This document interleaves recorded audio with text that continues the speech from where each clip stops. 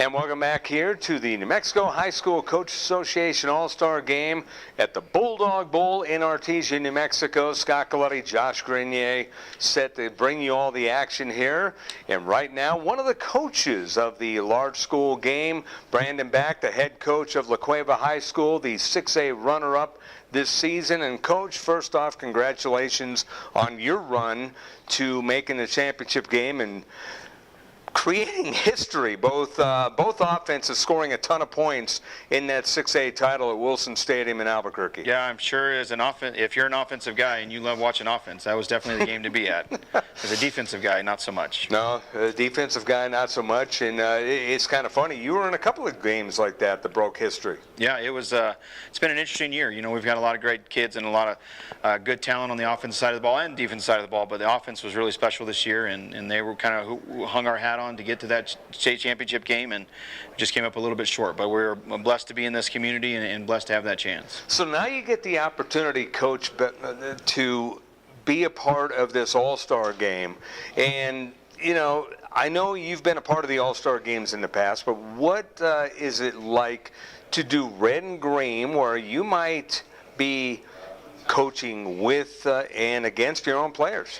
Yeah, it's going to be interesting. I think it's a great way to do it. Last year was the first year, and we had kids on both teams last year. I think that's a great opportunity to showcase the state as a whole and not necessarily put one side of the state against the other side of the state. So I'm excited about it. This will be our first time coaching in this game, and I know my staff is excited about it. We're excited to get the kids in and just have a fun day. It's going to be a fun opportunity. He's Brandon Back, the head coach of La Cueva High School, one of the coaches for the large school game here today. And you know, what goes into the process of how you chose the players? I know one of the prominent names that you made sure was part of the discussion was Gabriel Bowie, who's one of the top players in the state. Yeah, he's a great running back. But really what it comes down to is just the professionalism in our coaching staff. And our coaches as a whole in the state. You know, we get coaches in from all the different levels in there. And it's an easy process when you're working with guys who are professional, and you can lean on each other, because there's some kids you might not know about and another coach might have a little bit more insight. So it's an exciting to be a part of a group of coaches in the state that just find the way to get the best players on the field. And it was an exciting time. You know, that kind of carries over from the coaches poll during the regular season. A lot of people don't realize, and I've been in different states where it didn't maybe work the same. Coaches polls here in New Mexico, they take pride in even dinking their own school at some point to put schools above. So, I mean, they do it as professionally as possible. I would say that they put those votes out, and they put a lot of thought and process into that. It's not just picking your team or the guys that are in your district. And so it's a great association to be a part of, and I'm blessed to be part of this state. I'm blessed to be part of the community I am with at La Cueva, and it's a great opportunity, and we're looking forward to a great game. And an opportunity to play in one of the top stadiums in the state of New Mexico. Yeah, Artesia is a special place to be. I've never had the chance to play down there. I've been down there for some practices, and we met with their staff, and we've been down there for other events. But Artesia is a unique place, and that Bulldog Bowl is a great place to have a football game, and we're excited to be down there for that game. Now, what's going to be the emphasis for you coaching, getting ready for the few practices that you have? Just having fun, you know, getting guys in the right spot, but more importantly, just giving each kid an opportunity to get on the field one more time. A lot of these kids might not play the next year or beyond next weekend, but it's just an opportunity for them to get out there one more time and to show their skills, and for us to be a part of it. And in terms of offense and defense, what do you do? You know, our basic stuff, that's what we're going to do. You know, we'll line up and we'll get guys and we'll teach them a little bit about what we do, but with just 4 or 5 practices, you're not going to have a lot of time to implement that stuff. So it's, you know, you're talking about taking the best of the state. So whatever you put at them, they're going to be able to handle it, and they're going to be able to execute it, and it's just going to be fun to watch these kids go out there one more time. Well, Coach Back, as always, thank you very much. Enjoy the moment. I appreciate it. Thank you for having us. That's Brandon Back, the head coach of La Cueva High School, and one of the coaches here for the large school game, New Mexico High School Coach Association All-Star Game. Stay tuned. Welcome back here to the New Mexico High School Coach Association All-Star Game from the Bulldog Bowl at Artesia High School in Artesia, New Mexico. Scott Galletti, Josh Grenier, ready to bring you all the action here. And right now, one of the coaches of the large school game, of the red and green game, is Chad Wallen, the head coach at Volcano Vista High School. And Chad, First off, your thoughts of being a coach in this event. It's an honor. It's exciting. It'll be my second time coaching, and just being around the kids, this group of kids that is so good at the sport, it's a lot of fun. Now, we've had a couple of second-time coaches coaching this game. The one dynamic, last year it changed from north-south to red and green. Right. It moved from north to south. It went to Roswell last year. It's in Artesia this year at the big stadium. And you've got a situation where you can have teammates playing against each other. You can have a coach coaching against his kids. What are your thoughts of that dynamic? Because last year they rolled it out, and it was a blast. Yeah, I think when they first announced it, I kind of put my eyebrow up, wondering how it would go. Went and I had 2 kids playing, and they were on opposite teams, and the game was awesome. For the first time in a long time, it felt like an all-star game where the kids. It was competitive, but they were having so much fun. They weren't worried about the result as much. There weren't as many fights and shoving. So for me, it was awesome. I thought it was an idea I wasn't sure about, and after watching last year, I think it's a great idea. Yeah, and thinking about the fights in the past, I've actually called a couple of games that had the fights in the past, but you cringe, but at the same time, last year those games were fun, but they were physical. They were like a regular football game. You had hard hits, guys getting up, guys patting one another on the back, great hit, and they just moved on. But the competitive juices were there. Yeah, I think when you're talking about the top football players in the state, all of them are that competitive, and I think that's the good thing. But you take out that rivalry of dirty South versus the North and that kind of stuff that you don't preach all week, and all of a sudden that's out of there. So you got kids that are very good at the sport, very physical, and it's a good football game, but they play it the right way, and that's what was awesome. Chad Wallen, the head coach of Volcano Vista and one of the large school teams, our guest here as we get ready for the action here today from the Bulldog Bowl in Artesia. And, just what were your thoughts on the process? What was different this time around than the last time you coached in the process? I think this year we had more players to choose from. Sitting through these meetings, we talked about a lot of good football players. Making this team is a really nice honor, because there were a lot of kids that were left off that were deserving, but you just can't have that many. So for me, I think it was about 9 or 10 years ago that I coached it. This year I remember that we talked about a lot of kids. So the sport in the state of New Mexico is growing in popularity and the type of athletes that we have. So it's cool to go through that process today. And the other thing, you're absolutely right about the sport in New Mexico is growing, but it's right after the championship, and it's not a few months after the fact or a couple of months before the next season starts, where some players couldn't play because of college commitments. You've got guys coming, some are coming right off of Saturday's play of last week, going right into this week's play. Yeah, most of them are still in football shape. That was one of the issues we ran into doing it at the end of July was we had kids that hadn't done anything in 6 months, and then they didn't want to play anymore. They didn't want to try to get into shape. They didn't want to do 2-a-days. So this has been cool. I think it's been a great thing, and they experimented with it. That's gone well. So what's the biggest thing that you're going to bring to the table in terms of the practices, getting the defense ready, getting the offense ready? You're going to snap the ball every 5 seconds like you do during the regular season? We're going to try to go as fast as possible. Obviously, we have the best football players in the state, and we think they'll pick our offense up pretty quickly, but we're going to try to go fast. We're going to try to put as many points. One of the things that you brought to the table this year, and you gave Cleveland fits because you did that. We asked the refs to get the ball set and get out of the way. Right.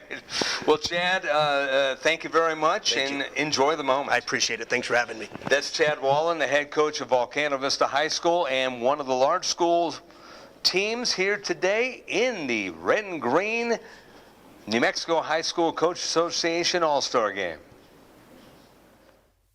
Welcome back here to the Bulldog Bowl in Artesia, New Mexico at Artesia High School. Scott Coletti, Josh Grenier, glad to have you here on KSVP Radio and worldwide on KSVPTV.com. Getting ready for the large school game, the red and the green. And a lot of beauty in this one. Chad Wallen from Volcano Vista. They were a semifinalist in 6A up in Albuquerque. And Brandon Back runner-up La Cueva, the runner-up to Cleveland, and some interesting dynamics in this game. You have Aiden Armenta, the quarterback for La Cueva. Well, he's playing for Brandon Back's team. Both quarterbacks, by the way, playing for their own coach, Elliot Paskett-Bell, a very prolific quarterback in his career at Volcano Vista, especially this year, playing for Chad Wallen. But Aiden Armenta will have Micah Gutierrez, Hector Salveri from Goddard, from nearby Roswell, and a couple other players. But the beauty about this is if he's in there, and I haven't seen the final rundown of if indeed he was,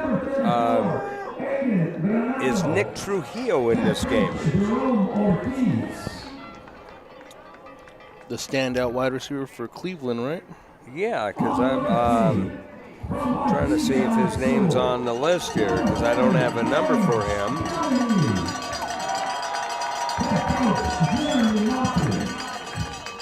Doesn't look like he made the final trip down here. Wow. Well, that was going to be one of the storylines. Armenta throwing to the best receiver in Albuquerque, if not the state. That would have been fun to watch. You know, arguably one of the best quarterbacks in the state in Armenta to the best receiver in the state in Trujillo. That would have been a really fun connection to watch this year. So that storyline is taken away, but at the same time, you've got Elliot Paskett-Bell with Gabriel Bowie, one of the best running backs in the state. La Cueva playing against his coach, Brandon Back. And, you know, Elliot Paskett-Bell also will have Aiden Granado out of Silver, Christian Mello out of La Cueva, and it's going to be very interesting. Also has Caden Trevino, who's out of Hobbs, who's outstanding. Caden had a really fine year as Hobbs football did. Yeah, no, Hobbs was very, very good. In fact, they were, you know, up until they were upset by Volcano Vista at home, they were one of the teams that was kind of sneaking up on people as potentially a team to beat. Yeah, and, you know, kudos to Ken Stevens, who's, I believe he's in his third year now there at Hobbs. He's you know, they developed, they were a player this year. Usually Hobbs, you know, they get to that point and teams, you know, they go with those known powers and favorites, but Hobbs actually was a player this year, you know, and just looking back at that game, that Volcano Vista Hobbs game, which was a 5-4 game in the playoffs, it was neck and neck. Hobbs took an early lead, and it was a classic playoff football game. Teams being introduced.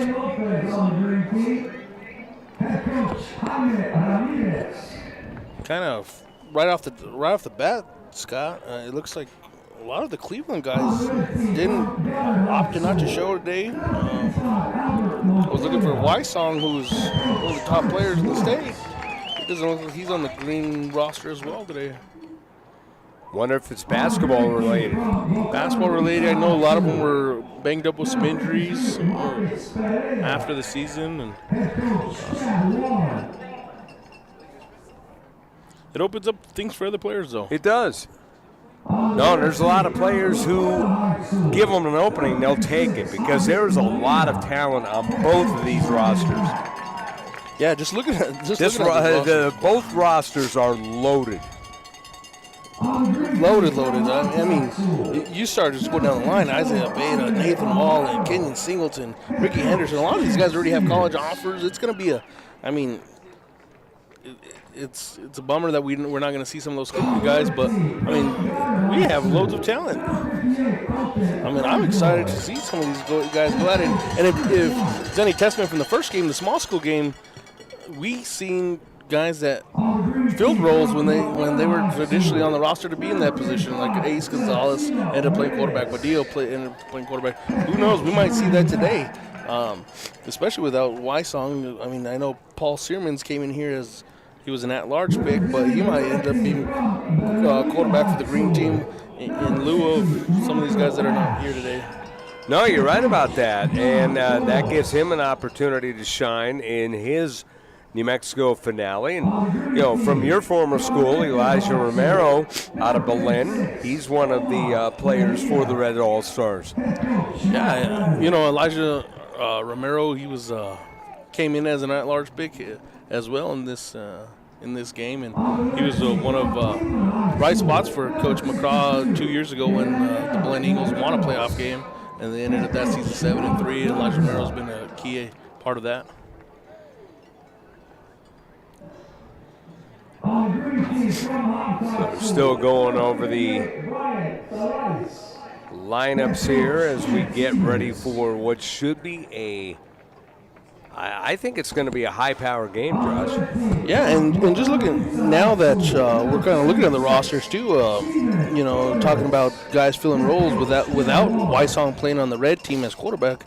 Logan Howell, who helped Pedro Vista play for the state championship this year for the Panthers, he's going to be on the red team. We might see him get some looks in that backfield for the red team at quarterback. Yeah, Pedro Vista with their head coach.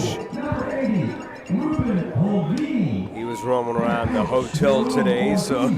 Yeah, I saw my breakfast this morning. It was one of the ones I've seen early. I went down there a little later, but he was navigating the breakfast area twice then, because he was doing a lot of networking when I saw him. So and that's usually the place where I love to be is breakfast. Right. Exactly. But, it's been a fun experience because you get to network, you get to meet people, you get to talk to people, and, these coaches are looking ahead. Even though the season just ended, they're looking ahead. Exactly. We talked about that a little in the small school game is we got to connect with some of the players last year because we were in the same hotel. This year, it seemed like we were in the hotel with a lot of coaches across the state. I know Lordsburg coach, I got to talk to him this morning. I know I seen the Valley coaches in there at our hotel. And so that was really neat to connect with some of the coaches this year. And Judge Chavez was there, of course. So. Yep, Judge Chavez. I was able to see him, too. He was chowing down on some food there. And seeing him here in this beautiful press box here at Artesia High School in the Bulldog Bowl. A lot of coaches just coming out here to represent their players. I know a lot of people said it's a far trip down here to Artesia for majority of these schools, but it's awesome to see these coaches put the time in to come and celebrate this event with their players.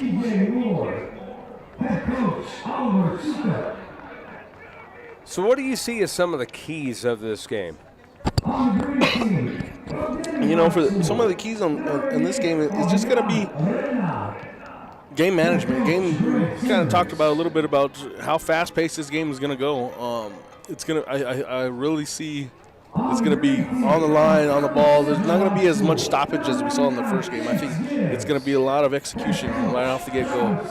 It's going to be hurry offense. Even if you look at Brandon Back's teams during the season, his teams, they get out there and they let that ball fly. And Chad Wallen on the other side, too. He has his quarterback. Both coaches. Yep, I agree. It's run and gun.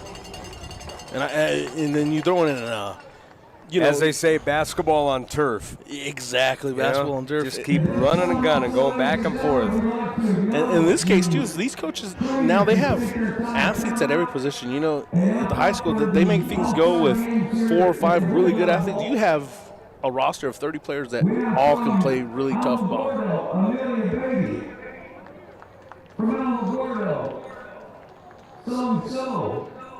From Las Cruces.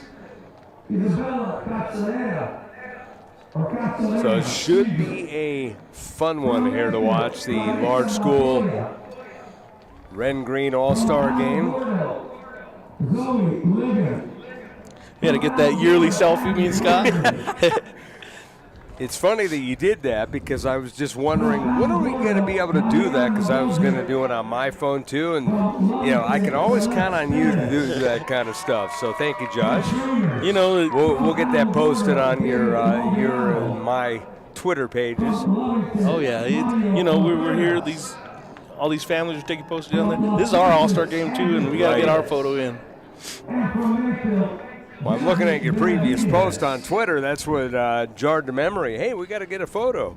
So that was pretty cool. So both teams are on the field. And, you know, I love the way that they're just lining up on the sidelines as everyone's shaking hands, getting ready. The captains, as they are being helped at midfield to get the coin flip. This is really neat. This is kind of a cool addition to it. Well, it's not just two teams on the sideline. It's, you know, they're at each other's 40-yard line. And the captains are on the field getting their instructions.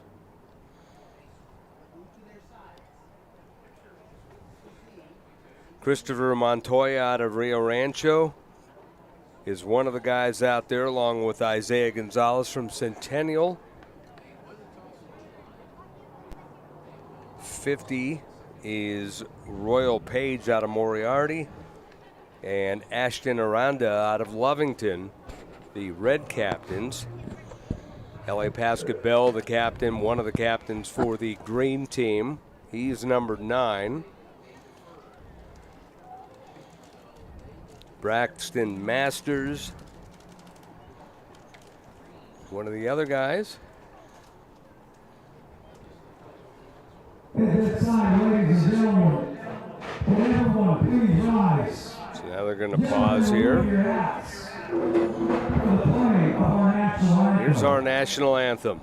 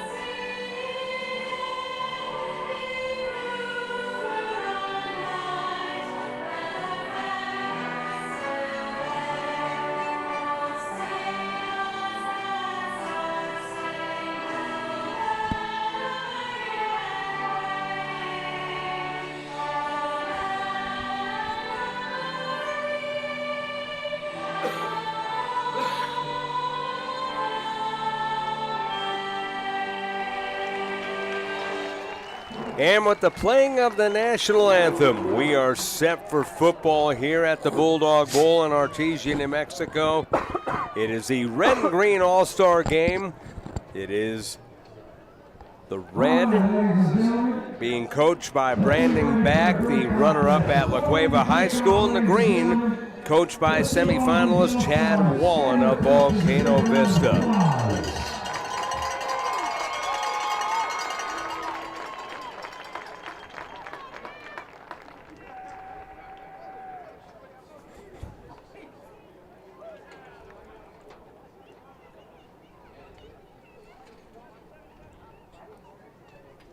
The uniform's a little Christmassy.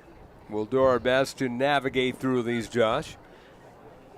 Yeah, I mean, it's funny you said that. You know, red green's a big thing in New Mexico, but also now that they moved the All-Star Game to December by Christmas, and we have Christmas uniforms out here.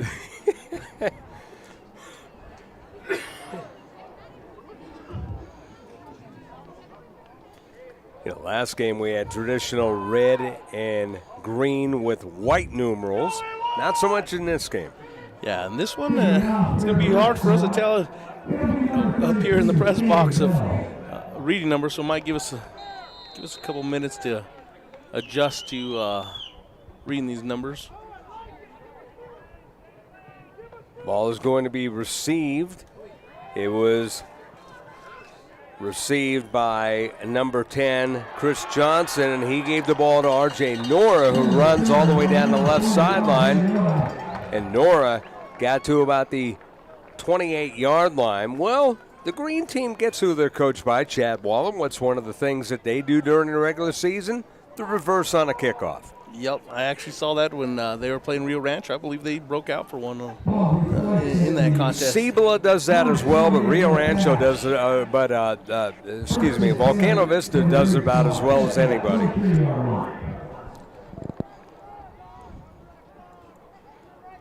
So 1st and 10 at the 23.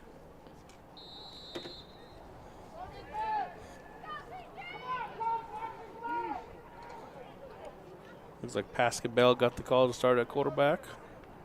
Pascal Bell will hand the ball off, and that goes to the left side in the left flat. Carried by number 32, Gabriel Bowie. Gabriel Bowie out of La Cueva High School got the carry. Number 33.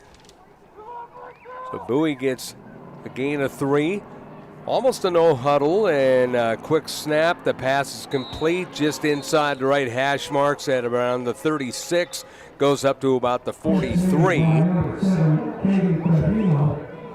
Caden Trujillo out of Hobbs. That's what's going to be fun to watch about this game, too, is you got Pascal Bell throwing one of the more potent receivers in the state from not the Albuquerque area. Exactly, and a lot of people may not know his name. I mean, he was in the state for his receiving yards this year with over 1,000 yards receiving. Pascal Bell, little screen pass to the right side. That was incomplete. The dangerous thing right there is they're trying to go to Gabriel Bowie on the screen pass. Even La Cueva doesn't do that often. Yeah, that's new territory for him, I believe. And as we see in the first game, it's going to be a lot of blitzes too. We were talking about the offense being fast-paced, a run and gun kind of style, using basketball terminology there. But I think the defense too, it's going to be a lot of blitzes. Handoff goes to Bowie, breaks off right tackle, gets by one man, gets up to about the 41, and Bowie about 3 yards shy of a first down. Bring up 3rd down. They're going to go right at it, just like Volcano Vista. He said, I thought maybe he was joking, but at the same time I thought, you know what, I think he's serious. They're going to go, 5-6 seconds and go right at it. Throw goes down the right side, and that is a catch by Isaiah Beta out of Centennial, and he will score. Touchdown, Green Team. Beta, just like Trevino, he's one of those other players that is not really known. Not saying that he's not known, but he's from southern New Mexico. I mean, stats are not always available for Centennial. Some coaches prefer not to do that, but all season long, he did that all season long. He had a great quarterback with him, Daniel Hernandez. So that's just on par for what Abeda does all season for Coach Ocampo. Ball is bobbled. They're going to fall on it. No play, as having to fall on him was Braden Money out of Alamogordo. The conversion try is no good, but how about Isaiah Beta coming down with that touchdown? A nice ball thrown by Pascal Bell. I mean, that's the thing that he did so well all season. He could either run or he has an arm on him, and he stays composed even when there's pressure put on him. So Elliot Pascal Bell, 59 yards to Isaiah Beta. PAT was no good. 6-0 the green team on top of the red team. We have 10-12 to play, and we knew this was going to be a fast-paced game, but that's even quicker than I thought, because both these teams, with the talent that they have, I mean, a lot of guys are from the Albuquerque area, but even the guys who aren't have come from schools that know how to pass. Exactly, and that's one thing that is somewhat different from the small school games, the small school football, is there's a lot more passing, a lot more trust in the quarterbacks to throw the ball. And, we talked a lot about the running backs in that first game and how talented they are. But here we have two of the best quarterbacks in the state in basketball taking on Aiden Armenta, which we're excited to see now here with the red team. Well, the red team with a lot of fans as well. Even though a lot of these players are from far out, there's still a great crowd. There is. Looking at the rosters, there's a lot from like Rio Rancho. And the crowd on this side sounds louder than it did the last game. It does, yes. Even though there was a lot of people, it's just noisier. That cheer that you just heard about, hey, go red team, it's impressive. Back to pass, Aiden Armenta out of La Cueva, passes near the number on the left side. That was incomplete as he tried to get it to Brandon Castillo out of Cibola, who is a very, very headsy and a very sure-handed receiver, but couldn't hold on to it that time. And just like Volcano Vista's Chad Wallen, Brandon back to the, hey, put the ball down, we're going to snap her right away. Not going to be a lot of huddles in this game. Here's the ball handed off to the right side, gets across the 20 to about the 22. Micah Gutierrez out of Centennial. And this is a guy who is well respected in the state. He is. He had an amazing season. A lot of that success that Centennial did have this year, earning the 3 seed, winning the district championship again. They were a player in 6A. They really were. I mean, early on, they ended the 22-game win streak by Cleveland on the opening night of the season. And for a while, their only loss was to La Cuevas. The pass is in the left hash mark. That gets to about the 30-yard line. Good play there and a good run after catch by number 13, Elijah Romero out of Belen, your former player. Yeah, it's awesome to see, a lot of these players that connect with. And, last year I was athletic director there at Belen. I got to see a lot of Romero, and he was a highlight reel there in Belen last year. Armenta, you get a good look of him with Micah Gutierrez to the left of him. Armenta back to pass, being flushed.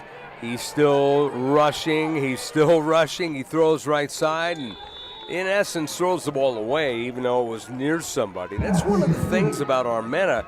He, more times than not, will not throw the ball away. He'll try to get it to somebody, even if he's being pressured. Yeah, he tries to make a play, and the thing with him, he has a size, he has a speed, and it'll be interesting to see him at the next level, the University of New Mexico, the next 4 years.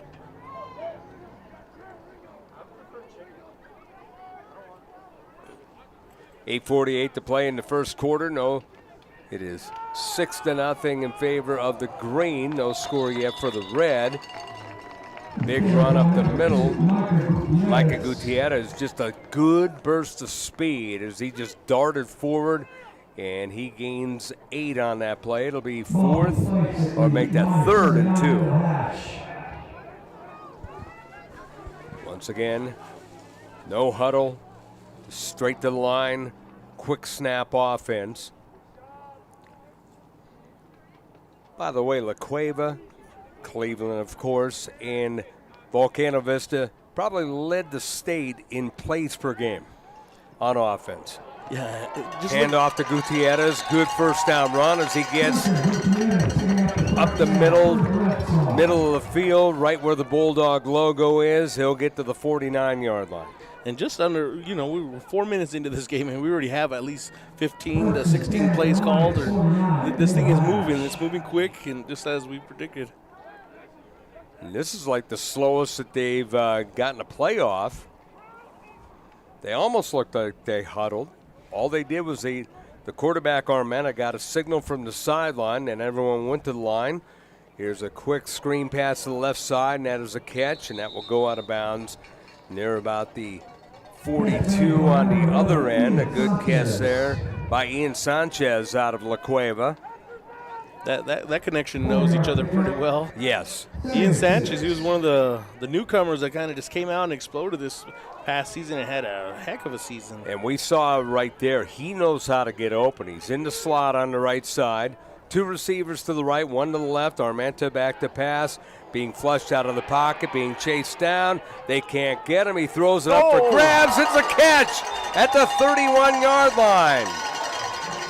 What a catch right there, as that was brought in by Belen's Elijah Romero. Wow, when, you know, we mentioned you are from Belen originally, and then now you're up north, but, you know, when your former player has a guy like this to throw him the ball, all he's got to do is get where he can get the ball. Yeah, I mean, and that's kind of the testament when you play with a really good quarterback like that. You know, just be ready when your number's called. Armenta will hand the ball off. That will go inside the 30. Micah Gutierrez once again on the carry. I got a feeling this whole group will play the entire series, and they'll switch off like they did the other game. Albert Montoya out of nearby Goddard High School comes in as one of the tackles. He's wearing number 55. 2nd down and 1. Armenta with the ball on the right hash mark, claps, and he's back to pass. Armenta throws it low, incomplete.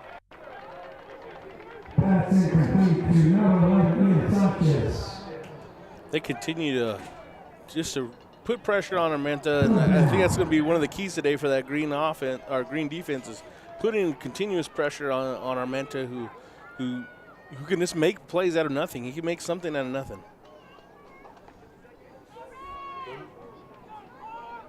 Third and 8 at the 29.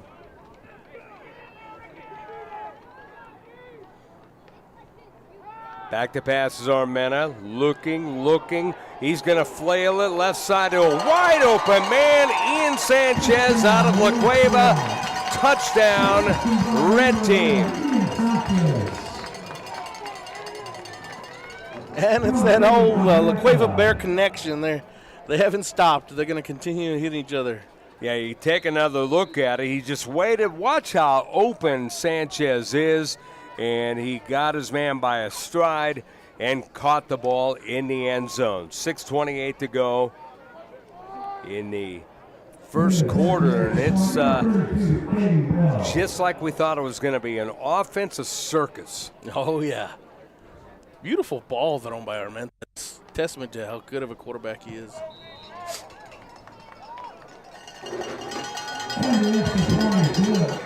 Field goal is good, 7-6. 6:28 to go in the first quarter. 7-6 in favor of the red team over the green team. That extra point looming big right now as they end up getting that 7 points. It'll go back to the green team, but you know, it goes back to the regular season, where they played during the regular season, they played during the playoffs. La Cueva and Volcano Vista in 6A among the top teams.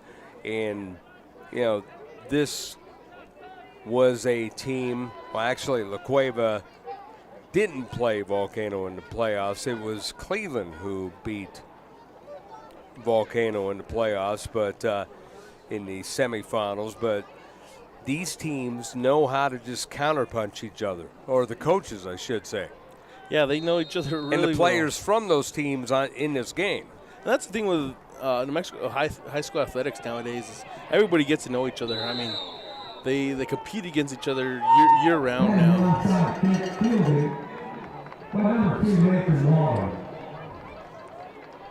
So now the green team will come back to counter. We'll see who they bring out at quarterback. Will it be Pascal Bell again, or will it be somebody else? Maybe an at-large player?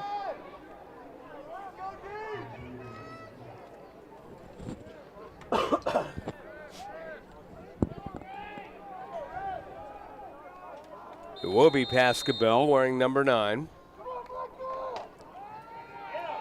Hands the ball off, and that is just good defense. As the ball was handed off to Aiden Granado out of Silver, and he was tackled by number 12, Peyton Deans out of Artesia. Granado, he's one of the top running backs in 4A football. I got to catch a couple of their games this year, and the kid's just a beast in the backfield. Pascabell rolling out to his left on second down, throws, and that's a high ball that was caught at the 48. Nice play by Caden Trevino out of Hobbs. Peyton Deans, by the way, he's the only player probably in this game that can say, hey, I've made a few plays in this stadium. Yeah, he's familiar with these lines here.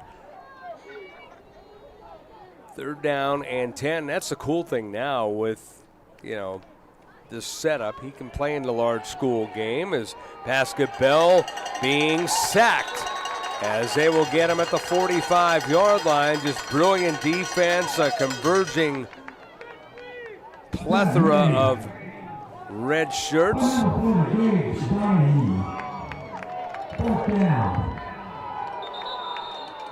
And there's the first flag of the game.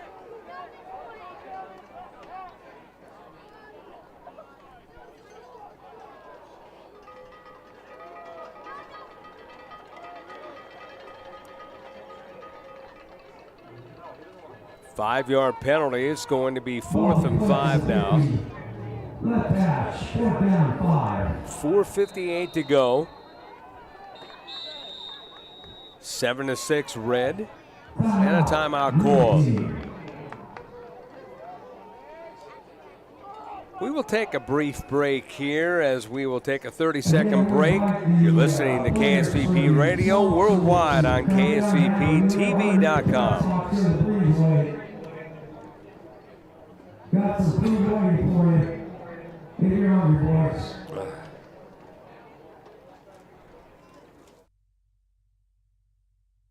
First American Bank believes success comes from building personal, long-lasting relationships that are built on mutual trust. We take a consultative-driven approach to get to know you and your business. We offer a wide array of banking and digital solutions, plus more than a century of local experience. So, with First American Bank as your trusted partner, when you succeed, we do too. Find out how we can get it done for you. First American Bank, local first since 1903. Member FDIC.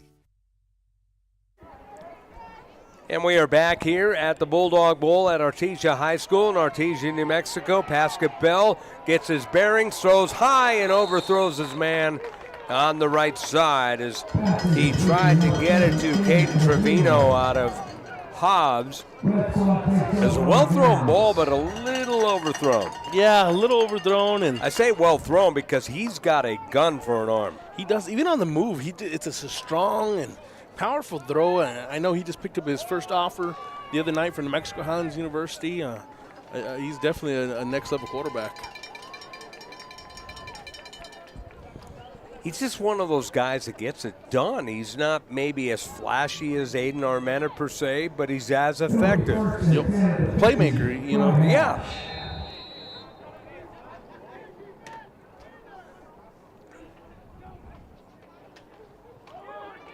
There's the keepers. This is a run up the middle, and that will go inside the 40 to about the 36-yard line as it's a Lovington product. Ashton Aranda? Yeah, it's Ashton Aranda. So good run by him. 16 yards on the pickup.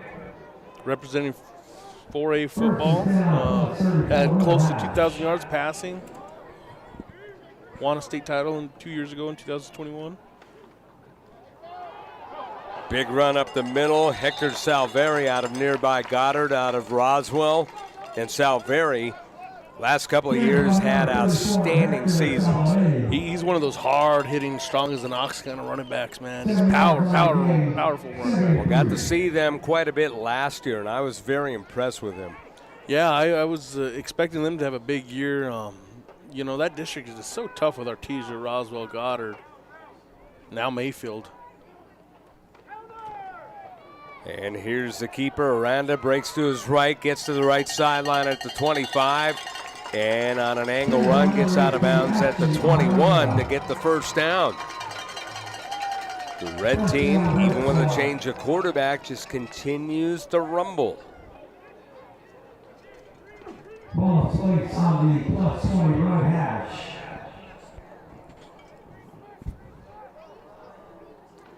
.343, the clock stops on the out-of-bounds play.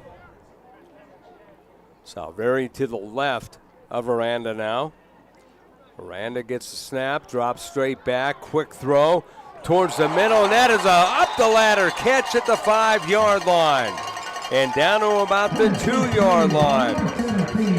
That was a great catch by Braden Mummert out of Cibola High School.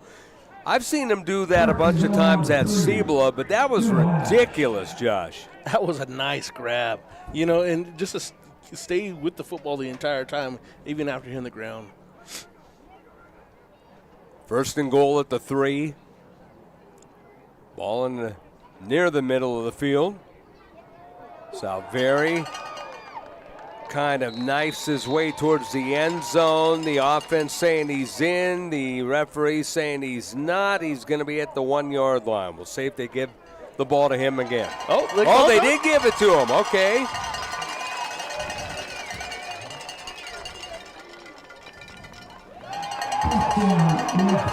Wow. Okay, the officiating, I'm really liking the officiating in this game. Not saying the other one wasn't, but you know they understand it's an all-star game. You get that close, your power, he's there.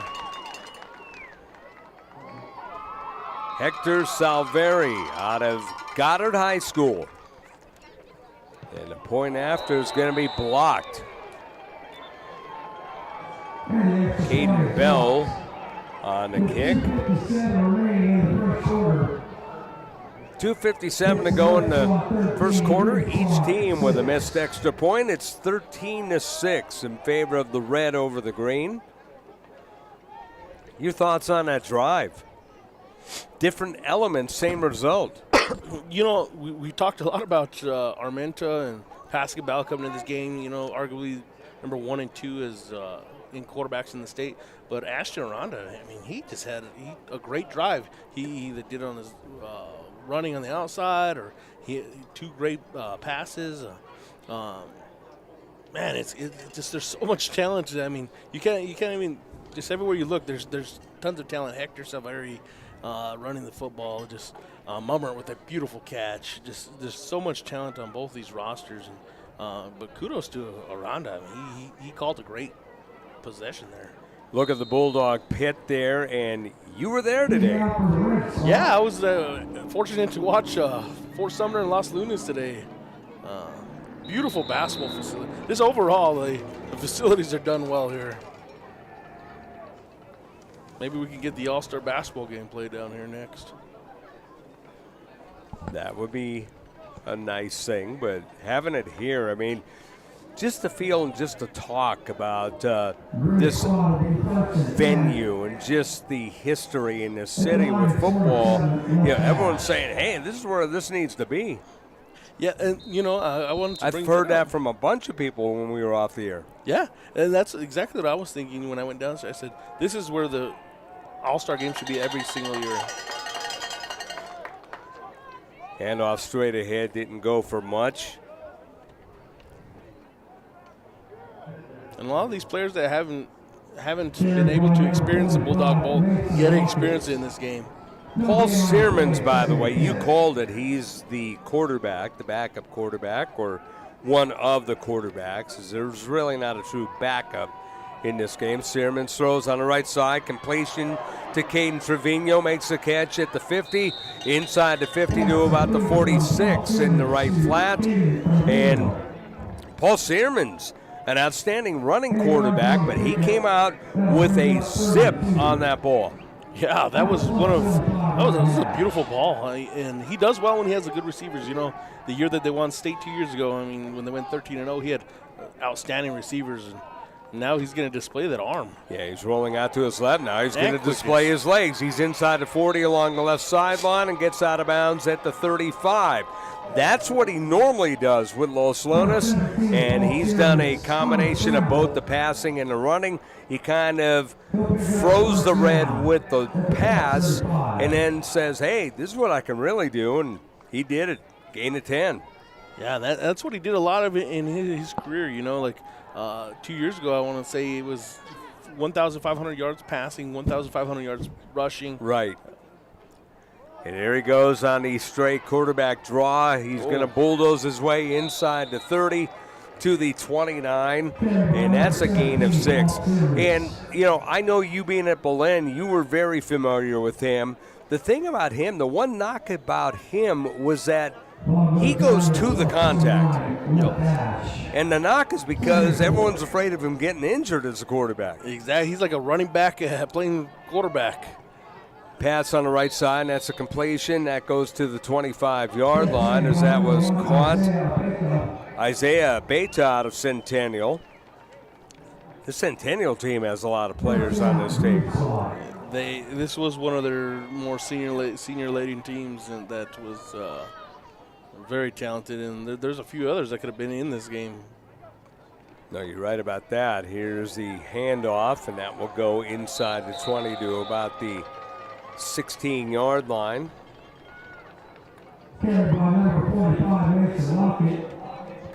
Mason Lockett out of Silver showing good burst on the exchange. Silver having both their running back, their duo running backs in this game, playing really well to start off. Searmans throws it over the middle, and that's in the hands of the receiver at the 6 and down to the 5, as that was an outstanding catch again by Caden Trevino.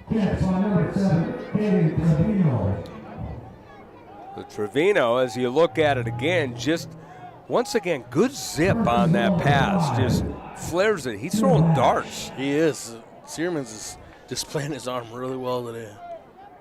Arm accuracy, getting it right where he needs to be. Bobbles the ball. He's going to try to avoid the pressure, and unfortunately he's sacked at the 13-yard line.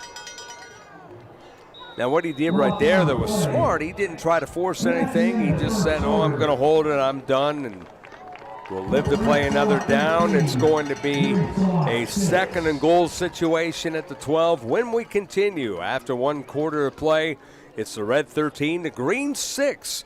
Red and Green Large School All-Star Game on KSVP Radio and worldwide on KSVPTV.com. Whether you're watching near or far, Artesia has a heart for you. Come visit us in 2023. Join us for one or all events. April 1st, we will welcome car enthusiasts from all over to bring their vintage, classic, and new cars to show off at our 24th annual main event car show and cruise. Special guest Kurt Warner will be in town that weekend for a free speaking event, along with a great local vendor shopping event, Yucca Blossom Trade Days. The last week in July is host to our 78th annual Eddy County Fair, where there's always great food, vendor booths, and amazing concerts. When the weather cools a bit, join us for Shotgun Clay Shoots, awesome red dirt country music that honors our active oil and gas industry, as well as a great day at Art in the Park, featuring handmade items for anyone on your gift list. All of this culminates November 4th and 5th with our 40th annual Balloons and Tunes Festival, when our skies will be filled with hot air balloons and excitement. We look forward to having you in the heart of Southeast New Mexico for an event or two while you explore this region. Paid for by Artesia Lodgers Tax. Back to action. Searmans, as we start the 2nd quarter, throws it up for grabs in the end zone. That one was incomplete.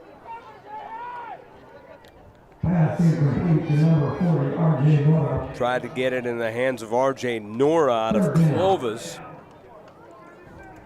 3rd down. 3rd and goal at the 12.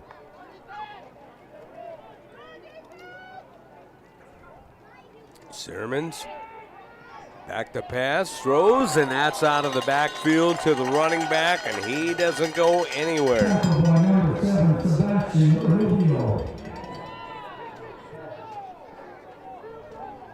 Loss on the play. So loss, it'll be 4th and goal. 4th and goal.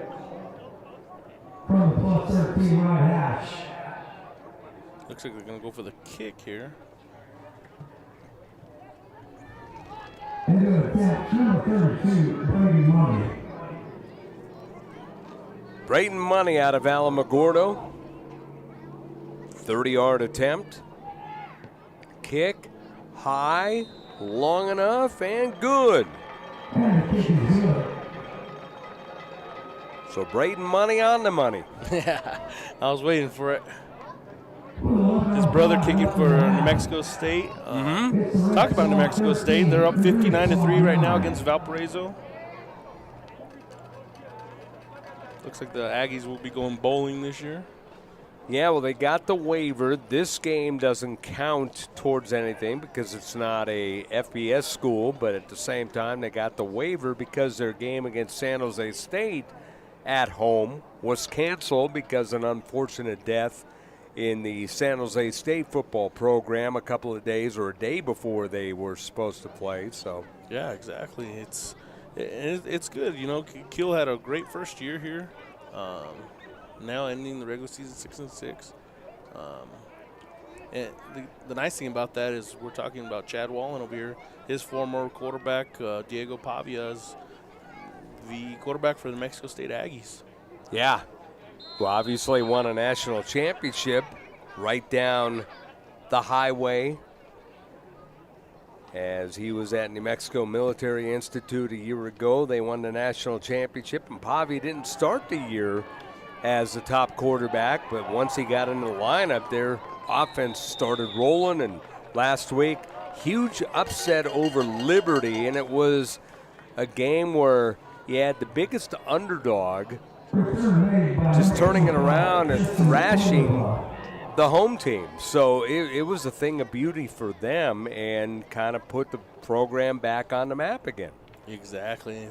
It's always, you know, as a New Mexico person, it's always great to see when it's a New Mexico guy doing it.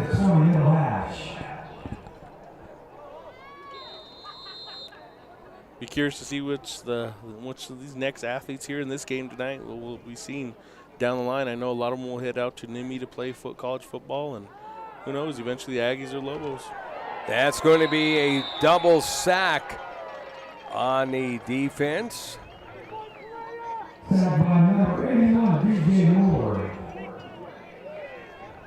DJ Moore out of Carlsbad, one of the guys on that sack.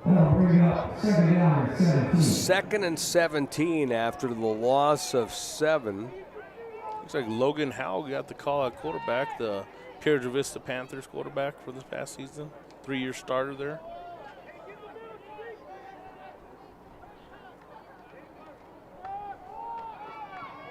Wearing number 30.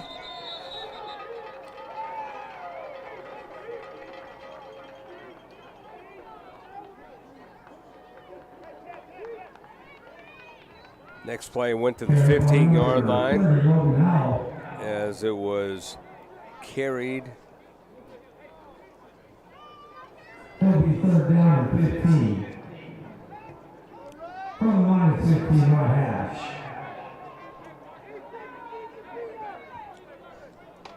Third and 15.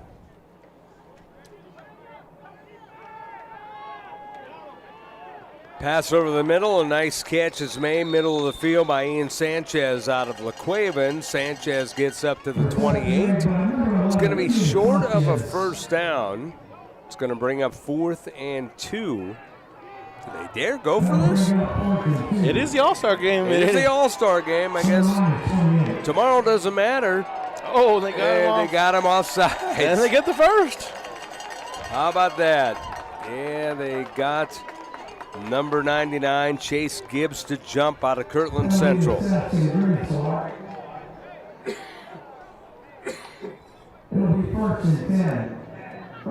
a little bit of a Northwest New Mexico rivalry there.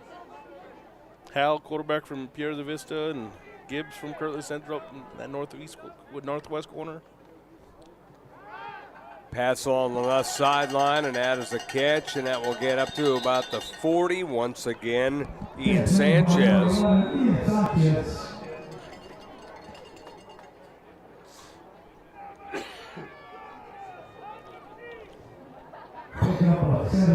It's really cool to see all these head coaches that are watching their players. They're all on the sidelines. We have about 10 head coaches on each sideline. Now the whole situation is very cool. It's a penalty against the defense, so that'll give the red team some extra yardage. Red leads the ball game 13-9 in this red-green matchup. It's plus 45 left hash. First and 10. First and 10 at the 45.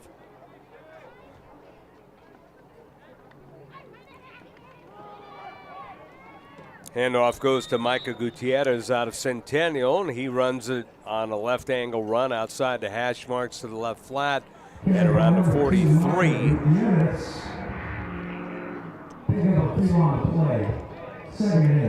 Second down and 8. Quick to the line again is the red team. They have a receiver to the left side, 2 to the right. And they're going to go to the left side. Down the sideline, incomplete. Just a bit far on that one. Trying to evade some of that pressure that was coming on him. He had to let it go. Again, Logan Howell out of Piedra Vista. Didn't get a chance to see them this year, but he's got a big-time arm. Yeah, and played for his father there at Piedra Vista, and had an outstanding season this year, playing for the state championship. One of those programs that is always tough, and they're always back and forth between 5A and 6A football.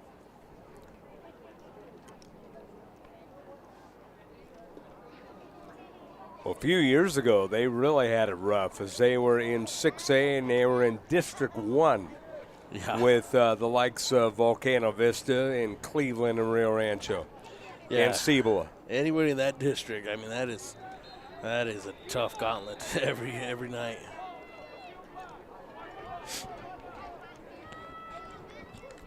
Third and 8 at the 43, 13-9 in favor of the red over the green.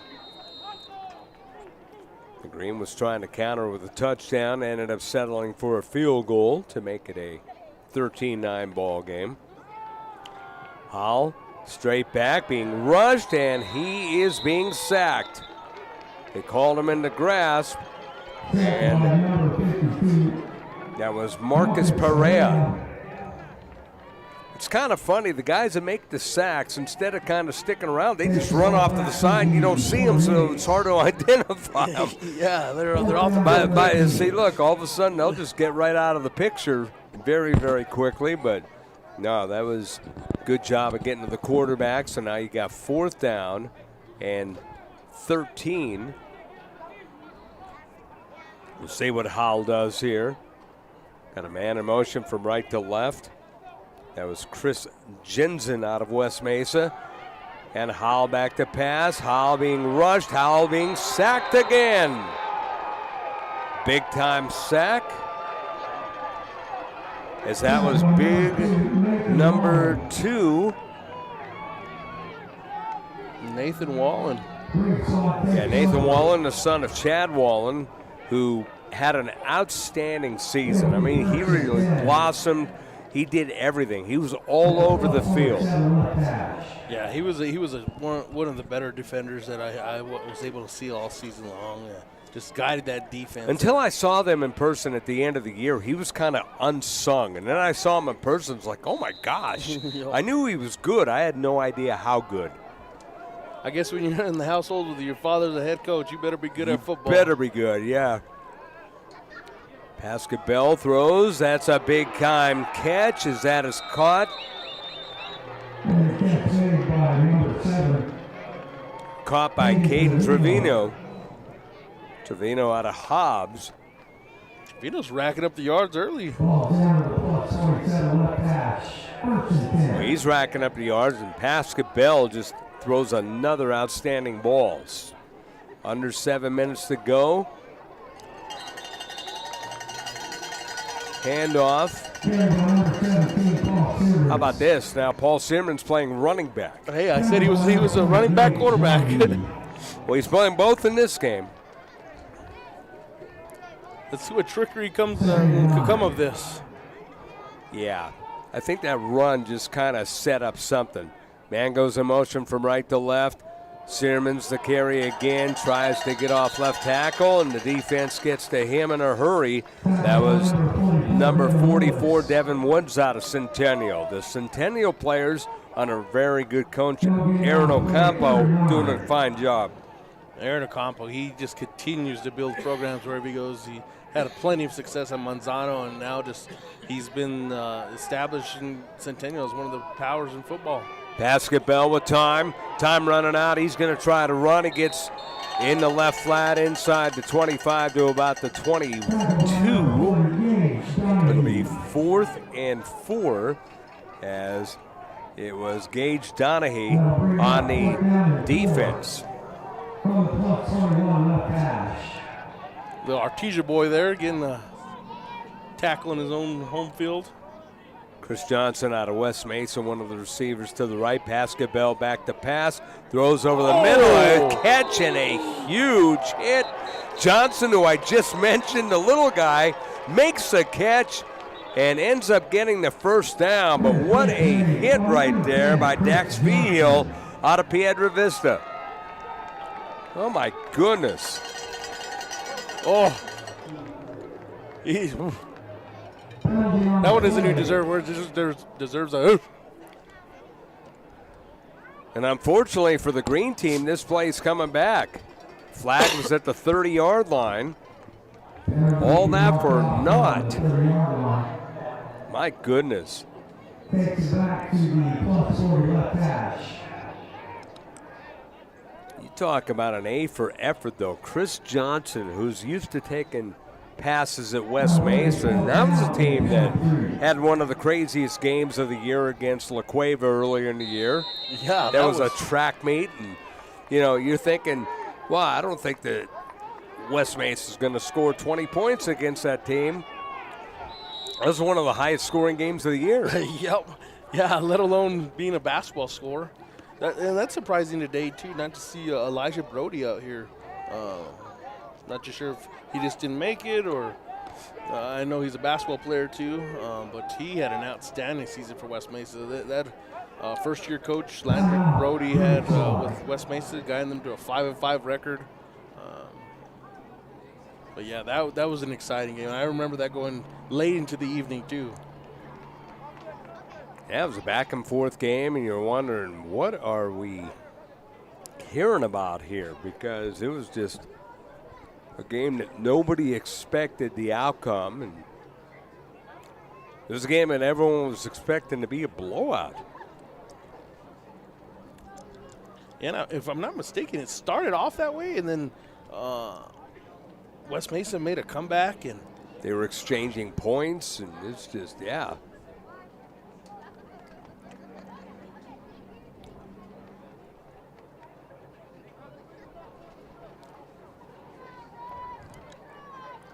So we had a timeout here, so now we will get back to action. 89-62 was that final on that one. Back in October. Yeah, they scored 62 points. And if you would have told me they were scoring 21 points, I would have said you were crazy. Exactly. There's a pooch kick by Pascal Bell. Oh, what a bounce, as that is received at the 5 and brought out to the 10 in the right flat. That was a brilliant kick. Yeah, I thought that was going in the end zone. Now, he is their punter for Volcano Vista, and turns out he's a good one. Yeah, and that's surprising about that district because I believe Evan Wysong, the quarterback for Cleveland, was also the kicker for them too. Majority of the time, extra points, and the quarterback's very dynamic. And I must say, the times that I'm remembering them punting, they usually do pooch kick. Yep. There's not a lot of punting in that district. Yeah, they love to go for it, and they love. They either go for it, they score all the time. So it's one or the other. The pass is a completion on the right side. Brandon Castillo out of Cibola. Gain of 6 on the play, 2nd and 4. Armenta back at quarterback for the red team.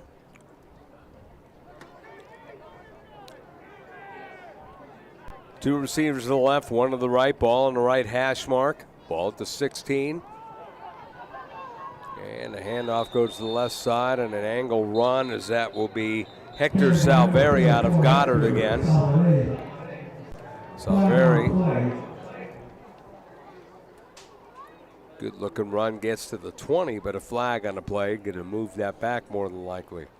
It's going to be a hold against the red team. That's got to be a tough feeling, you know, running back, you're getting bruised, you're getting hit solid, and then a flag, all for nothing. Right.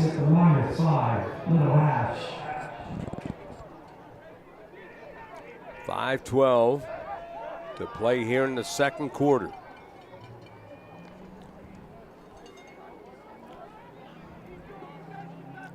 Time-wise, it's kind of a quick look moving quarter, but at the same time, pace-wise, this is a rapid second quarter and first half. Yeah, it's kind of that boom, boom, boom, boom, very quick, opposed to the previous game that was a lot more stop and go. Up for grabs on the pass on the right side. That is going to be off the hands of the intended receiver, as that was almost caught by Brandon Castillo, but he just couldn't hold it in. Take another look at it.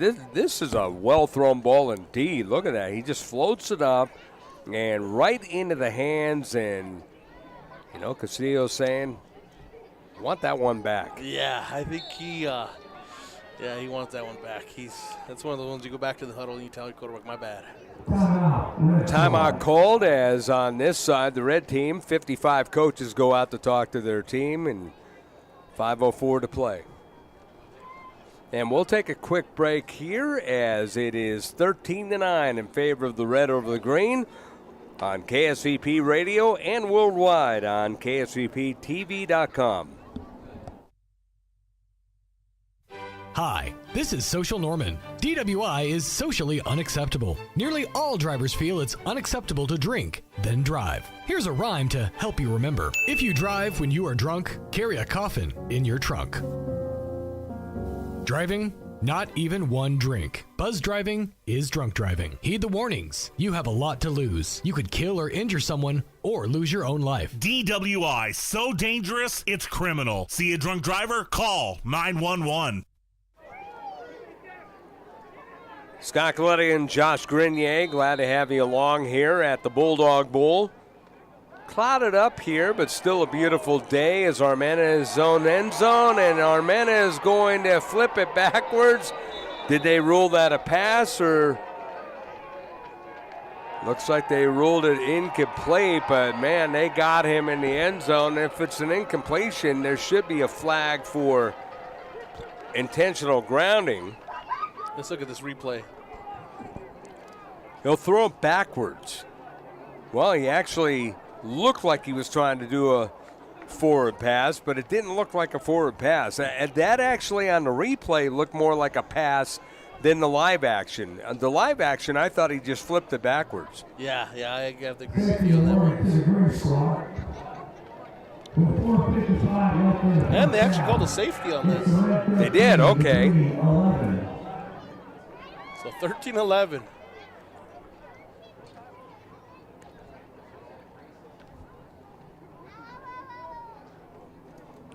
4:55 to go, so Aiden Armenta with a safety, and something he doesn't find himself very often on the high school level. He was in no man's land. All of a sudden he had 3 guys surrounding him in the end zone. He tried to do something, tried to lunge forward, realized that, I'm not going to get out of this unless I do something, and he tried that pass, and at first I thought maybe they were going to let him get away with it, but because it was in the end zone, they ended up giving him a safety. That's the thing with some of these quarterbacks, I think, in these All-Star games where they struggle is there's nonstop talent. When you're coaching in a regular high school game, you look for weaknesses on either side of the ball or things like that. All 11 players out there are all-stars. All 11 players out there can play football. And it causes issues for those quarterbacks in the backfield.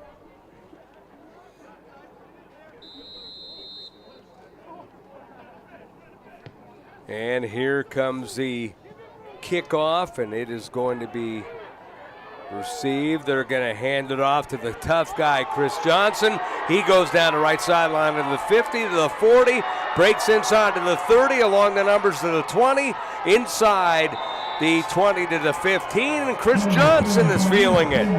He was the guy who caught that pass that was blasted and didn't even get credit for the catch because of a penalty. Watch this run back. He'll cut back here, and he gained himself about an extra 15, 20 yards. And what I see in that is some great blocking. Johnson takes it down to the 15-yard line. First and 10, right half. And we're staying on this side of the field, Scott. 13-11. Looks like the green team's going to have some life here. They're going back with the starting quarterback duo, I believe. Like Bowie's in the running back? It is, let's see. It is Ryan Sharp out of Bloomfield, the quarterback, and Bowie, the running back. And Bowie is hit and driven back nicely by number 44, Devin Woods out of Centennial. Sharp had an outstanding season, winning a state championship with Bloomfield, the first time since 1966 that they've won a state title. And Sharp has been the key to that for the past 2 years for Coach Kovacs. So Ryan Sharp is at quarterback. So he gets to work with Bowie now. Trips to the left, one receiver to the right. They've slowed their pace down a little bit. Sharp gives the ball to Bowie, tries to break, tries to bulldoze, and he is bulldozed backwards again by Devin Woods out of Centennials. He will get to about the 13. Gain of 3, so it'll be third and about 8. Long 7, if you will. The lights are on here at the Bulldog Bowl in Artesia. It has gotten cloudy.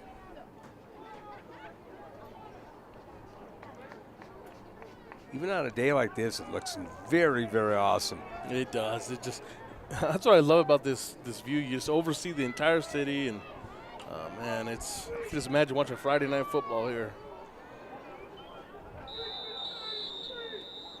Timeout is going to be called with 3:12 to play in the first half, second quarter action. And in terms of what we've seen in this game so far, Josh, what are some of the things that you would like to see more, and what are some of the things that you expect to see more? Things that, I think we'll see some adjustments made coming in that second half is offensive-wise, the green team, I think they're going to open things up with changing their quarterbacks. We saw a lot of basketball to start off with. And now we're going to see Ryan Sharp. We're seeing Paul Searmans. I think we're going to see a little bit more trickery come from both sides. I think they just kind of let things go and started things open.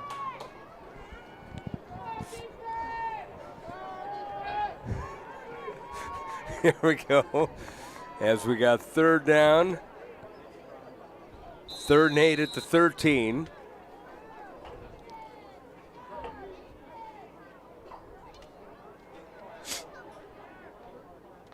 Sharp gets the snap.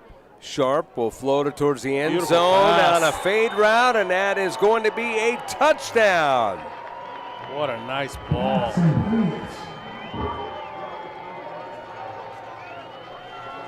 Number 1, Isaiah Beta. That's his second touchdown of the day. The number 1, Isaiah Abeta.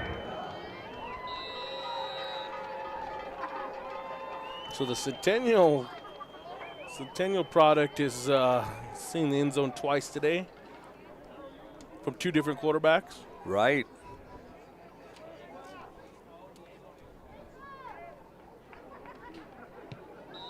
Point after is up and good by Braden Money.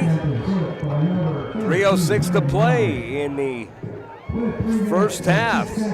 It is all of a sudden 18-13. The green team is on top.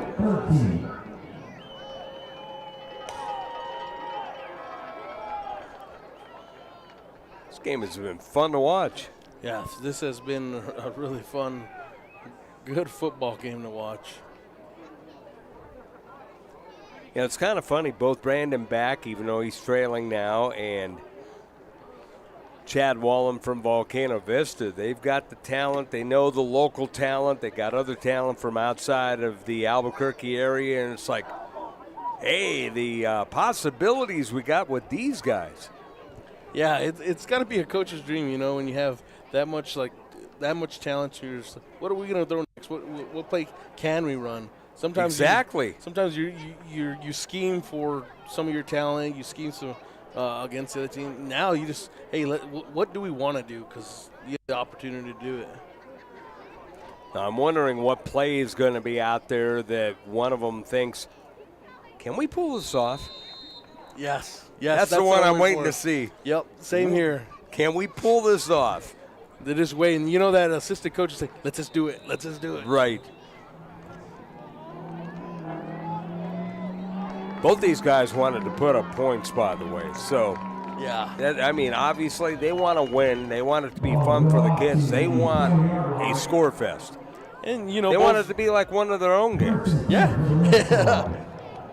Both coming from the metro area, you know, there has to be a friendly wager. I mean, both teams averaged about 48 points a game. So, you know, they want a score fest.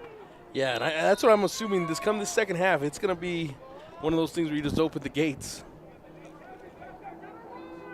So the red team now with the ball, 1st and 10 at the 20. Handoff goes to the left side. Micah Gutierrez out of Centennial, and he'll angle it out of bounds on the left sideline to the 23. So he got 3 yards after running for about 15. I actually thought he was going to get more yardage, but that was still a good run by him. Yeah, that was a long 3 right there. As the PA announcer says in the background, ball on the left hash mark.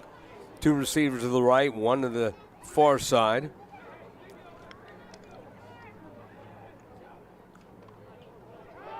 Quick pass along the near side, and that is a completion at the 26 and down to about the 30 as Ricky Henderson on the tackle. Chris Enzo out of West Mesa made the catch on that play. Another guy who knows how to catch balls. Very talented core that they had there at West Mesa with Enzo and Thompson.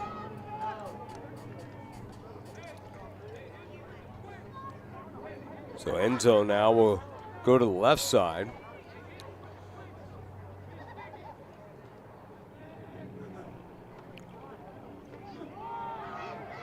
Keeper, the run will come to the near side as that was Ashton Aranda out of Lovington. Lovington quarterback who, Lovington kind of had one of those unsung seasons. Yeah, they reached the semifinals after, they had a tough, they had a brutal pre-district schedule. Yes, they did. I believe they went 1-4, 1-5, I believe. They got they started off 0-4, I believe. That's why they were unsung, because everyone kind of wrote them off, and next thing you know, they're in the semifinals. Yep. Big time run goes across the 35 to the 37 as it's in the right flat.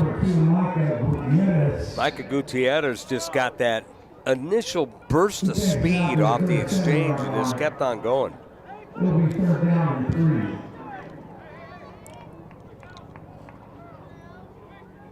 Looks like Aiden Armenta's back out there as you look at the helicopter coming in.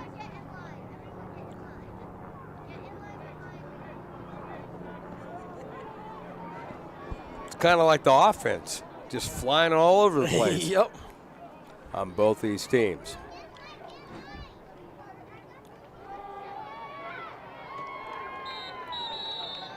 Quarterback is caught there.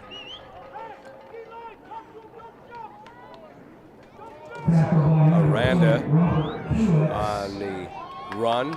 I thought I saw Armenta out there. That was actually 18, not number 10. So 4th and 2. Hard to tell these jersey numbers tonight. Under a minute to play. 18-13, the green team on top. 4th and 3 at the 37, taking their time with the play clock down to 3 and a timeout call. I think you should, that's his last time out.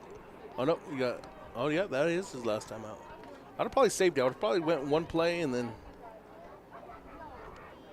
Oh, we got 4th down. Never mind. That I was going to say, the only reason why he didn't save is because he didn't know if he was going to have a play on the next one. That's true. You got to use it here. And that's why I am not coaching football. Well, there's a lot of people who aren't ADs too, so. That was the luxury of me this past season. Is I just got to stand on the sidelines and cheer because, our football coach, he does such a fine job, man, at St. Mike's. And, just kudos to the season they had this year, state runner-up. Yeah, you went from one place, Belen, who had an outstanding program. We'll talk about that in a second. There's a little flip pass, and that's going to be a short game, but they're going to get the first down at the 41. As coming down with the pass was Braden Mummert out of Cibola, who's an outstanding receiver and had been for a couple of years. Made that tough catch, got the tough yards, good enough for the first down. Now 42 seconds. Now they got no timeouts left. See how quickly they move with Aranda back to pass. Rolling out to his right. Passes right sideline, a low ball, and that is going to be ruled a catch again. That was an outstanding play. Elijah Romero out of Belen, who's come up with a couple of big catches today. Get another look at it as he rolled out to his right, and Romero just with a man in his grill came up with a catch off the ground. Great call by the official. Initially, I thought it was going to be out, but looking at that replay, he was definitely in. Pass over the middle, Romero again, straight up the middle, makes the catch at the 45, and he is down at the 43, down to 8 seconds. I think they're just going to spike it. They do with 5 seconds. So now you go for the gold.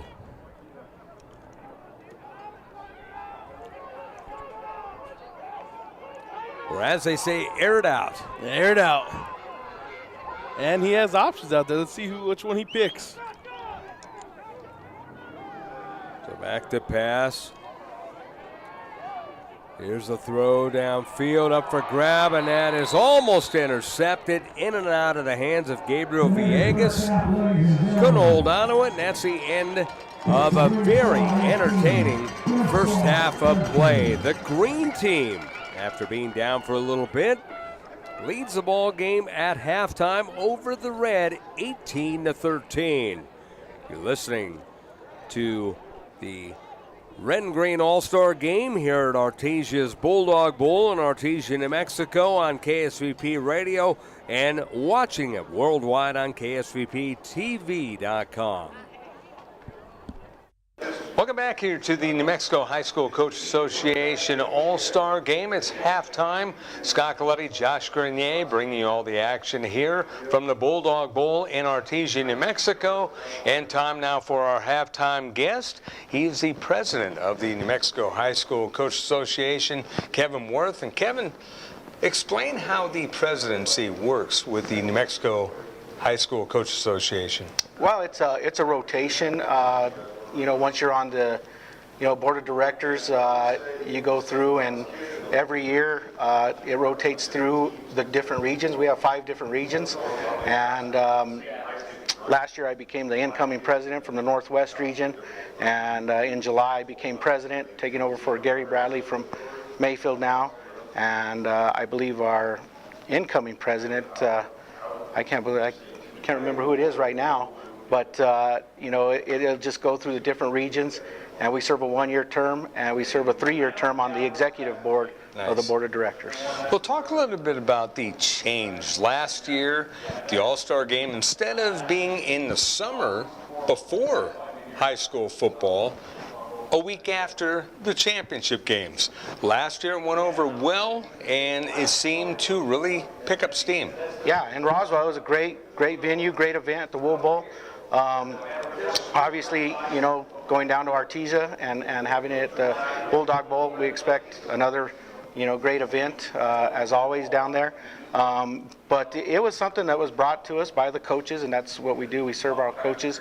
And they thought instead of, in the summer we were having trouble, one, you want to showcase your best seniors, and a lot of times, in New Mexico, some of your best seniors, they're already signed, and some of their college coaches didn't want them playing in it that late in the summer, so they elected not to play in it. You get there and you get a lot of kids that were selected and they haven't done nothing for 4 or 5 months, and they come out of shape. So we thought one of the things we thought was having all the All-Star games 1 week after each season concluded. And it got overwhelming support, and I think it proved last year that it's probably the better way to go.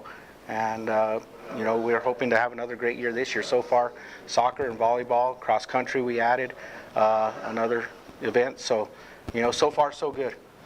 Kevin Worth, the president of the New Mexico High School Coach Association, our guest here at halftime. And the other good thing, it's right off the heels of the state titles. And what's good about that, your team, Piedra Vista, you're the offensive coordinator there. You're also the softball coach. Your team was in the championship game against Artesia, the team that's actually hosting this event. And quite a bit of exciting games in the championship, and then you pick the players and you go right in it again, and they're right in playing shape. Yeah, that's probably one of the biggest things, to get kids ready to play. They're still in playing shape. Even the kids that have been out of it maybe just 2-3 weeks, they're still ready to go. And we look forward to a great event. Barring injuries from the season, we're going to get the top kids to play in it. It's a little tougher for the smaller schools because they share a lot of athletes, and basketball's already in full swing now, wrestling's in full swing. Usually coaches are real good at working with each other, and we'll get those kids in there, they'll play, and hopefully they don't miss any of their winter sport. Back to what you were talking about last year with the games in Roswell at the Wool Bowl.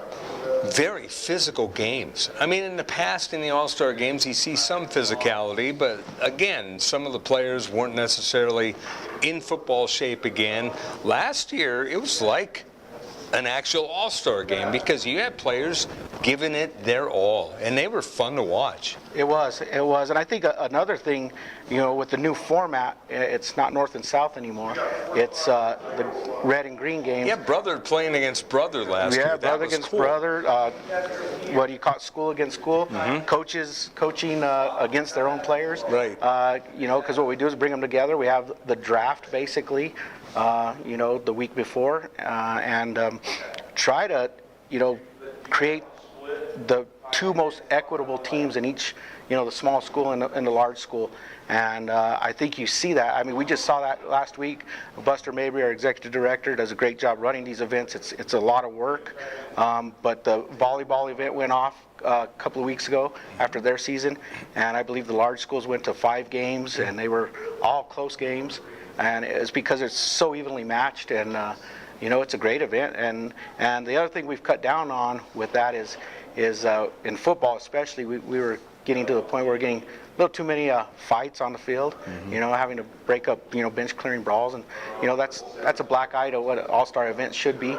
And last year was just good, clean fun, hard hitting, and we're hoping that continues this year. Yeah, and what's the other emphasis finally on what you want to get out of these games? I just give these kids another opportunity to showcase their talent.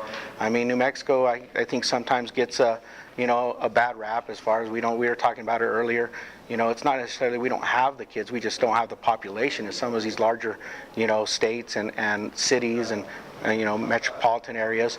But we have a lot of good kids in New Mexico that can play ball, all sports. You'll see today football, small schools, large schools, a lot of great athletes out there, getting after it and competing.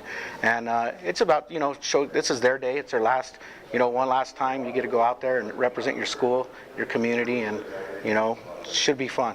Well, Kevin, thank you very much. You bet. Thanks for having me. That's Kevin Worth, the president of the New Mexico High School Coaches Association, our halftime guest. More of halftime in just a moment. Whether you're watching near or far, Artesia has a heart for you. Come visit us in 2023. Join us for one or all events. April 1st, we will welcome car enthusiasts from all over to bring their vintage, classic, and new cars to show off at our 24th annual main event car show and cruise. Special guest Kurt Warner will be in town that weekend for a free speaking event, along with a great local vendor shopping event, Yucca Blossom Trade Days. The last week in July is host to our 78th annual Eddy County Fair, where there's always great food, vendor booths, and amazing concerts.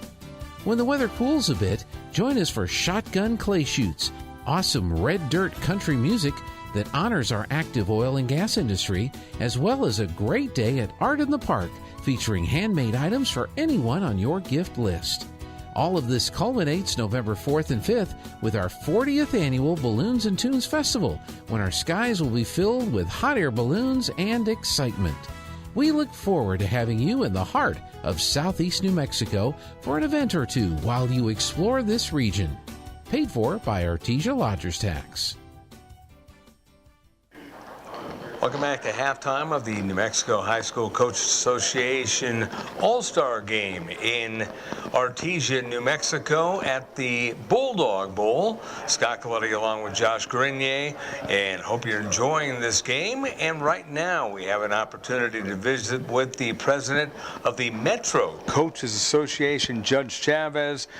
Coach at Highland, coach at Cibola, coach at Valley. He's been coaching all over the place and still has a hand in the New Mexico High School Coaches Association. Yes, I was past president a couple of years ago of the High School Coaches Association, and built a really good friendship with Buster. So anytime he's having some functions, and now that I'm retired, I like to help out and be a part of everything. And you bring up the function. This has been an outstanding function, the high school football games, and a little bit of different twists last year and carrying over to this year, where it's a week after the championship game.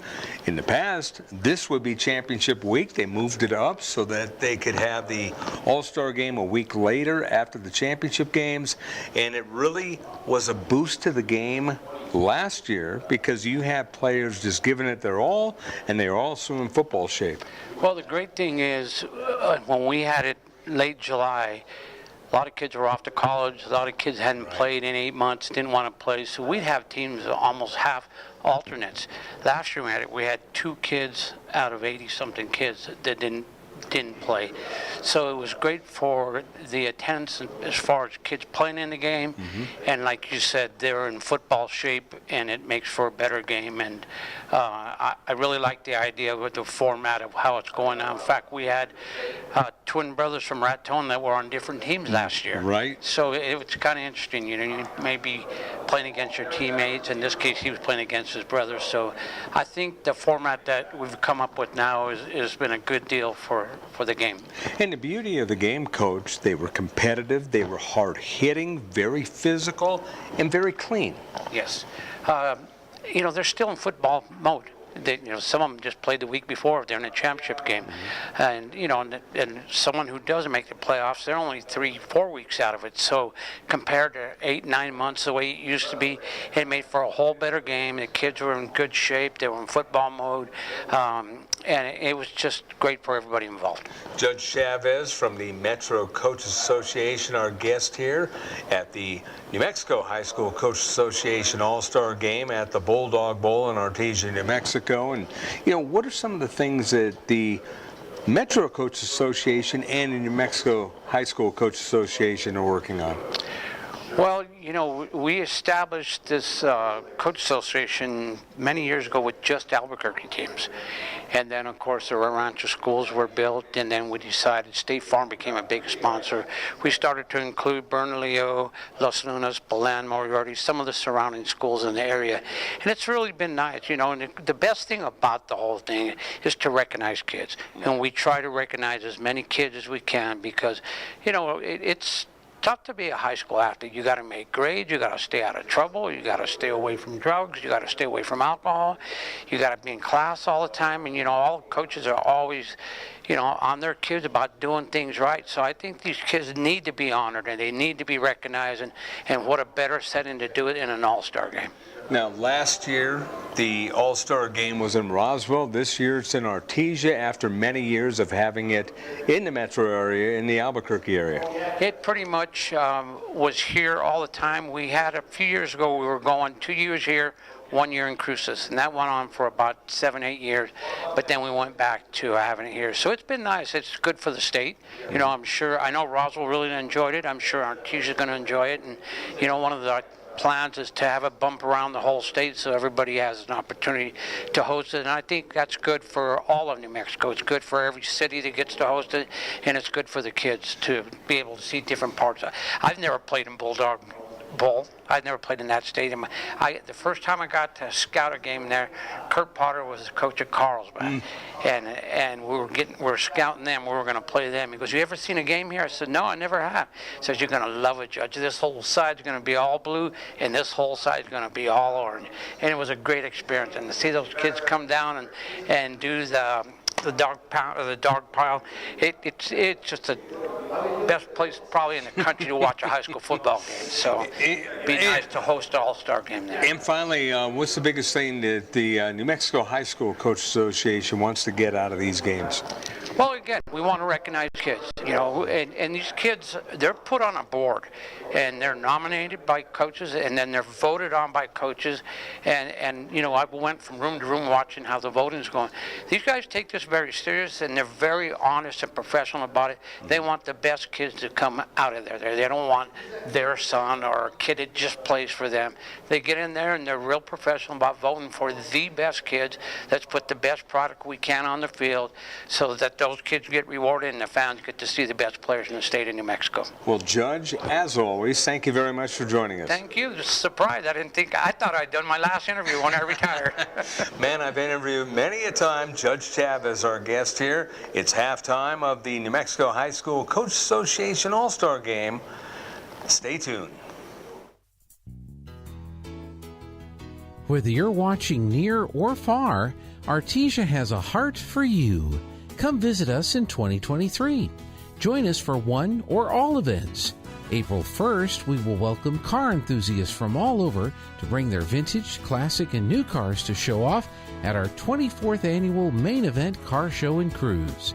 Special guest Kurt Warner will be in town that weekend for a free speaking event, along with a great local vendor shopping event, Yucca Blossom Trade Days.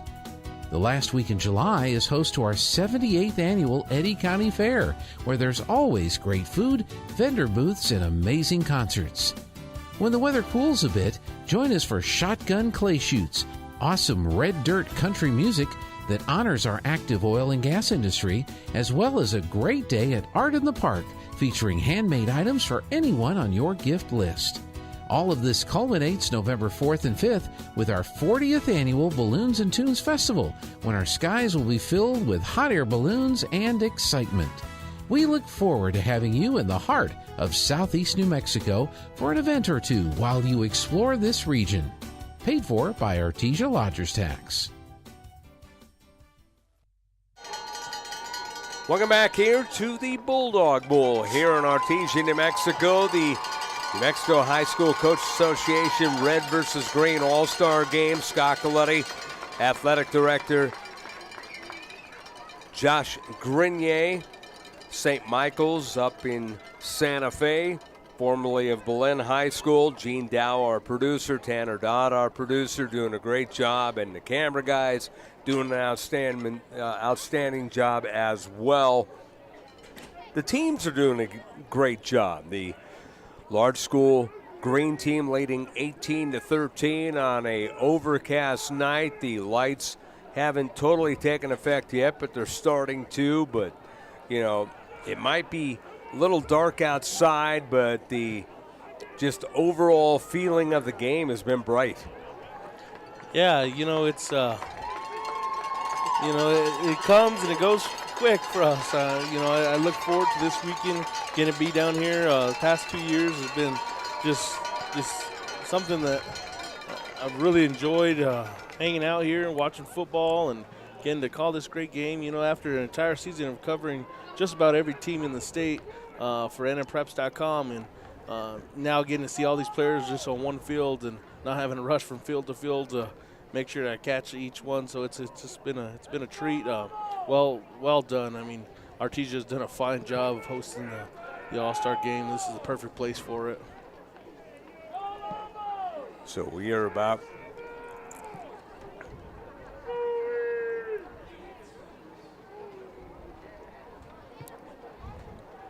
but it should be an outstanding second half. And what are some of the things that you're looking for in this half? You know, I'm looking for those. I'm looking for things just to kind of a little bit more loose. You know, just allowing quarterbacks to get out there, play, and. See, it's funny that you say that because I thought the first half was already loose. yeah, and I think I'm looking for more of just. How do you get more loose than what we saw? Yeah, that is true. I want to see some of these quarterbacks get more in the pocket and just let it fly. And you know, the temperature's trying to drop in a little bit here. The crowd's still active. It's awesome seeing the lights out here. It's just, you know, I don't think we're going to see much. Although we've seen a lot of great defense today, I think now things are just going to open up. It's kind of the environment. It's a perfect setting, you know, just great football, December football. And I'm anxious to see which team just comes out and has that extra edge as you see, even as teams warming up, the players are getting ready for it. And it's the last time most of these kids are going to play football. I got to admit, even though for a broadcaster these uniforms are hard to read unless you're looking at a monitor with a close-up, those unis look very cool. Yeah, especially here as we catch it on the replay camera. They're awesome, you know. I mean, I really love that they've gone. Not a broadcaster's dream, but it's a cool look if you're a fan. Yeah, I mean, if you can read the numbers and know which number Little Johnny is. Yeah, the cool thing about this too is most of these uniforms are going to be hanging in their sports room or something that they'll have for the rest of their life. I know I still have my All-Star Game basketball jersey, and I know a lot of people that do. So you know that's the cool thing about the state of New Mexico, regardless of the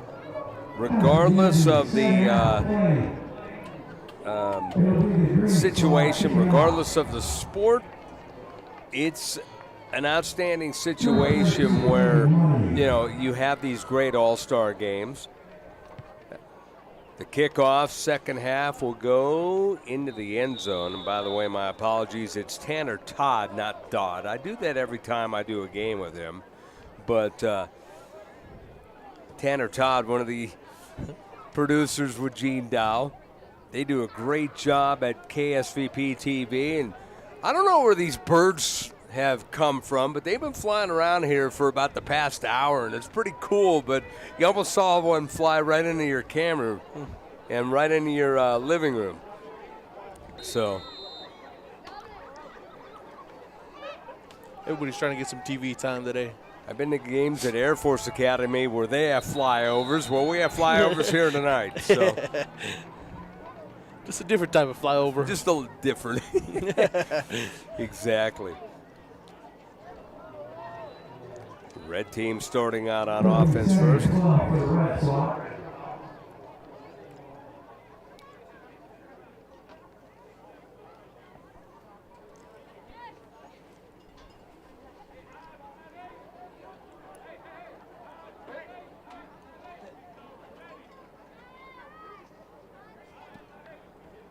Logan Howell back at quarterback, hands the ball off, and that's a straight-ahead run along the left hash marks. Micah Gutierrez on the carry. Just burst straight ahead, got a good gain, and it'll be third and around 3. It'll be 33. From the minus 27 little hash.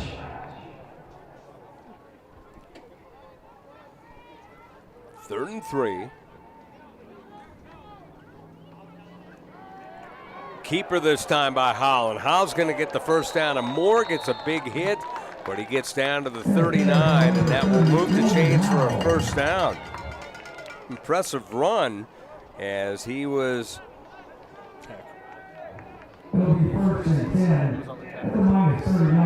Torres, Nico, Sadiq Shabazz out of Las Cruces was on the tackle. Nice hit. And Hal, he really took. We're talking about Paul Searmans earlier taking hits. Hal just took one, too, right there. Howell will carry again, not afraid to run. He angles to the left, gets outside the hash to the left flat, and he gets to about the 48. One of the guys there on defense, A.J. Lopez out of Portales. That's what Hal did well all season long was, right out of the pocket, just take off. He's very similar to Paul Searmans. Very similar. He does look similar now that you mention it, because he's got that quick burst when he runs. Now a quick pass, and that's going to be a catch. And there's that man again, as it was caught by Ian Sanchez out of La Cueva. Sanchez just had an outstanding season at receiver for the Bears this season. 1,100 yards, just overall outstanding season. Ball's at 42-yard line. Ball just inside the left hash mark, 1st and 10. 2 receivers to either side. Bunch set on the left side. And there's a big gainer up the middle, and this could go for big yardage down the right sideline and into the end zone for 6. Micah Gutierrez out of Centennial. 42 yards. Oh, we have a little bit of a... There we go. That's what I like to see. That, my friend, was a celebration. Let's get another look at this. He breaks. He gets a burst of speed. He's got one man to beat. And then we will see if we get another look at the aftermath, which was cool to see. Gutierrez, that's what he did well all season long. He has over 1,500 yards. That was cool. Going for 2, the little flip up in the air, incomplete. Gutierrez just picked up an offer this past week, I believe, from Western New Mexico. So it's nice to see some of our state colleges, our D2 schools picking up a lot of these guys that are playing in this game today.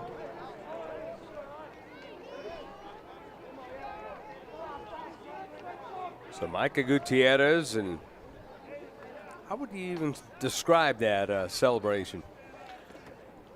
I'm trying to think about that. Well, you're the analyst. Analyze it. I think he went bowling. do we call that the bowling? Do we call that the? That kind of suffices as it was an outstanding play.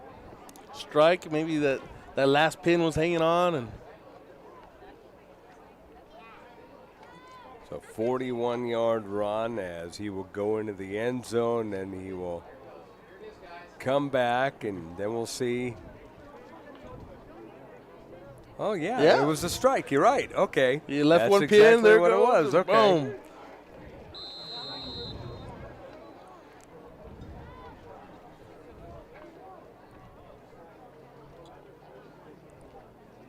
I guess originally I didn't notice his ruling as much. Once they showed it, he bowled it in, so there it is.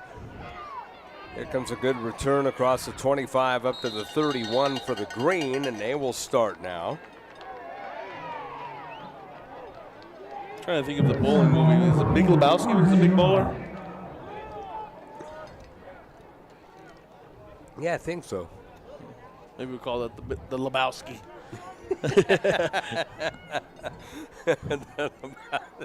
They did the Lebowski.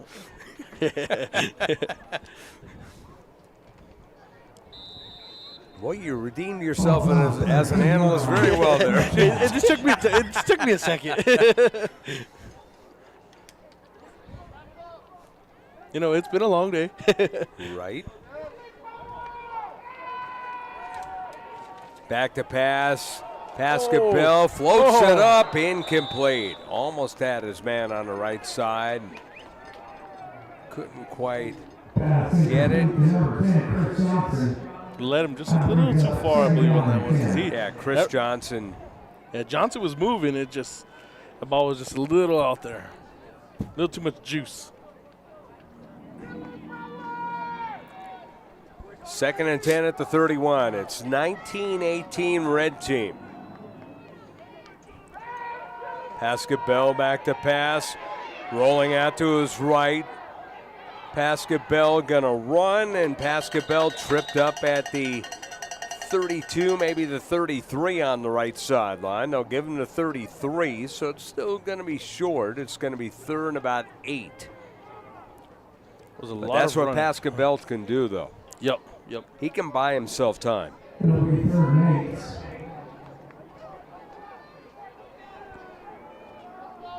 Trips to the left, one to the right, one back in the backfield. Pascal back to pass, over the middle, pass incomplete. What we're noticing more in this game, too, is the defense is leaving a lot more players in the back, Before, as we saw earlier on, everybody was blitzing, running, sending guys on both sides. Nowadays, I think we're anticipating the pass a little bit more here in this game.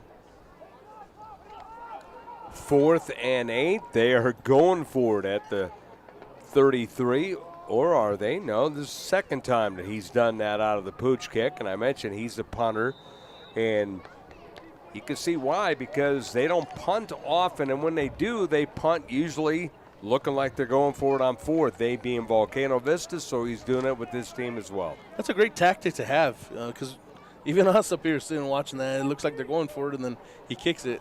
I bet you it because he's out of the shotgun, he's not that far back. He just kicks it, and he does it so effectively, which is amazing. Yep. I could assume there was probably a lot of fakes on that this year, as you're watching that, trying to scout Volcano Vista. Are they punting? Are they going for it? When do they go for it?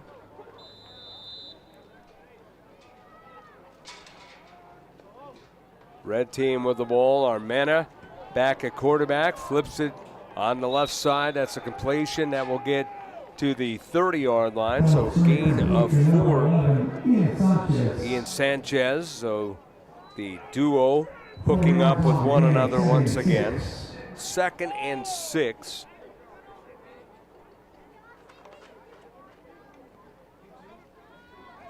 Second and 6 at the 30.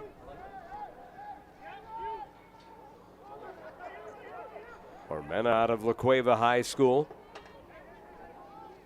Waits for the snap. Claps, gets the snap.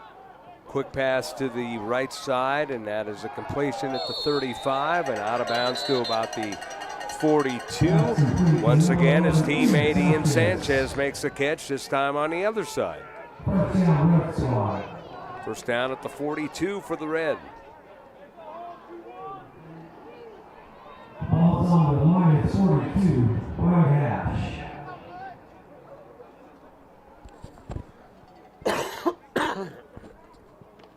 $7:14 to go. Armena at quarterback. Armena back to pass. He flares it down the right side, and there's an interference call is going to be made. That was pretty easy to call. Couldn't tell who the receiver was there. The receiver is number 88, Mason Crowell out of La Cueva, another guy that he's used to throwing to. Yeah. The defender kind of slipped and kind of just bumped and was in no man's land. Mena had a lot of options out there. Crowell, he had Sanchez, and I know a couple guys going back are Jackson Hicks, and La Cueva just had he had some options as targets out there at receiver. First and 10 at the 43. Armena drops back, has time. He's going to go left side. He's got a man, and that is a catch at the 2-yard line. Beautiful catch was made by Brandon Castillo out of Cibola. He's used to doing that, just not with Armena. Yeah, it's kind of a shame. We could have been able to see Aiden Chavez, that standout quarterback for Cibola, who got injured earlier in the year, but it's still over 2,000 yards. Didn't play a full season.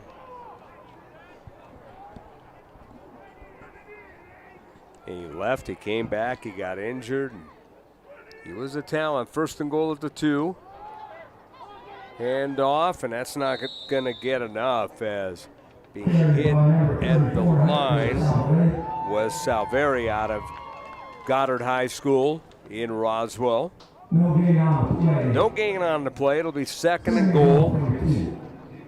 We're enjoying this one here on KSVP Radio and worldwide on KSVPTV.com. The red and green large school game, all-star game. It's going to be a keeper by Armentas. He sold that handoff to Salveri and just darted straight ahead. 2-yard run for the touchdown. Touchdown, red team. What are they going to do here now?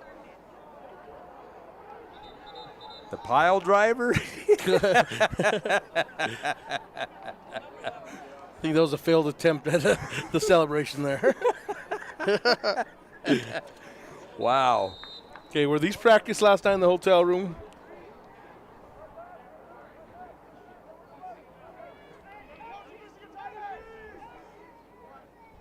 That one might have been practiced in the pool. It seemed a little easier to pick him up in the pool.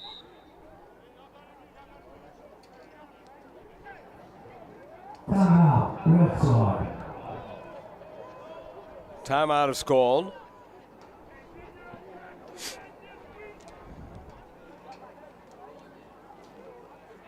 Okay, let's get 6:01 to go. China. So they pick him up.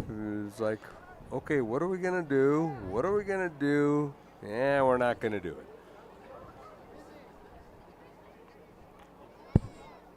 It's almost like they were thinking of what to do as they were trying to do it. Yeah, they were trying to wing it there. And the funny thing about it, Josh, is the green team defenders are standing there like, what the heck are you guys doing? Maybe they're watching. What? They look mystified. Yes.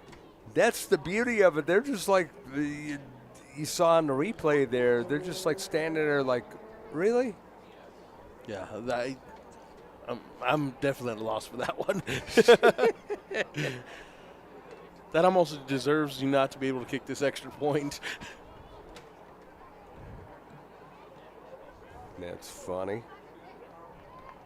But I applaud the effort, the try. And they're not kicking the extra point. Maybe they'll redeem themselves after this. Armenta back to pass, floats it end zone, overthrows his man, incomplete. 2-point conversion. No good. Now he's 6:01 left in the third period. high five with one of the green players. Green squad 18.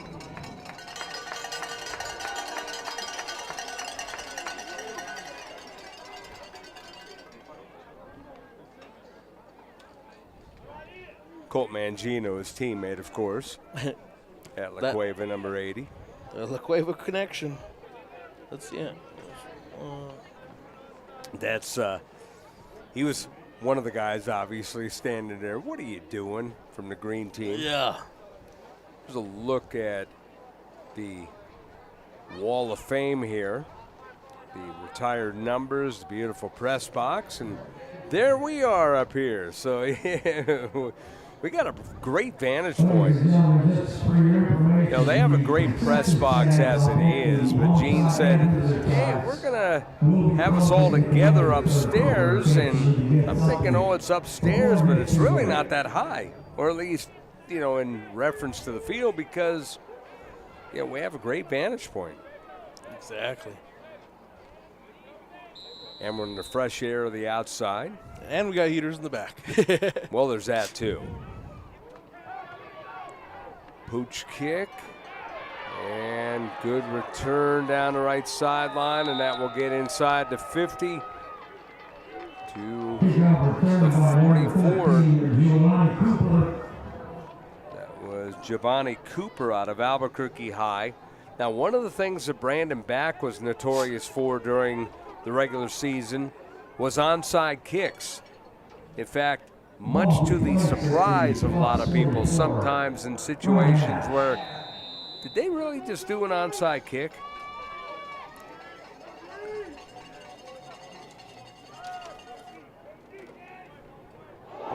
Back to pass is Ryan Sharp. And that was a big break up there. Pass breakup on number 1, Christopher Montoya. I know you're watching a fun game when you're hearing oohs and ahs from the crowd. Yeah, it's the crowd's still into it, and it's the great thing about where we're sitting too, being outside, outside the press box, being able to hear the crowd like that. There's a Granado. Good run, and let's see, is it Granado? Lockett. No, Mason Lockett out of Silver. So he got the carry. Pick up for 7, is 3rd and 3. But again, last year at the Wool Bowl, today the crowd has been absolutely engaged in both these games, which has been outstanding. Searmans throws the right side, incomplete.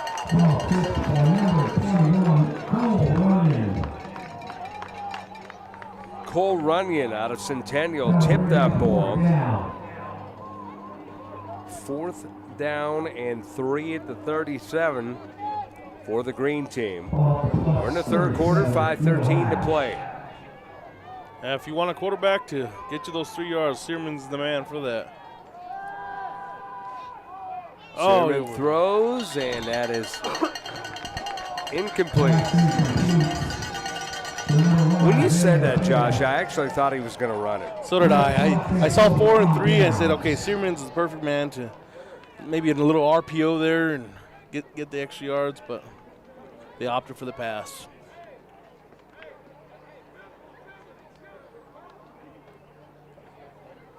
So the man got the ball out of harm's way there. So here we go for the Red now, 1st and 10. As they are back to action. Handoff goes straight ahead and barely back to the line of scrimmage. Micah Gutierrez will get 1 actually out of Centennial. When that play was going on, it didn't look like he was going to get to the line of scrimmage.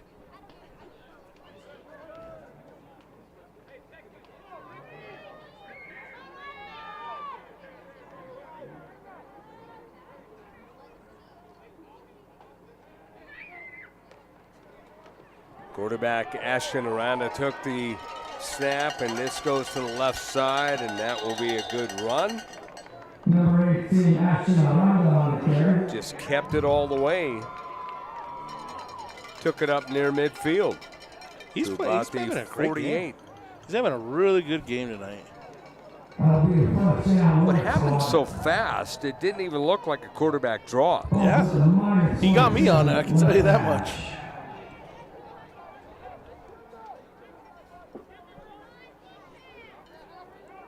That's just a testament on how smooth of a player he is.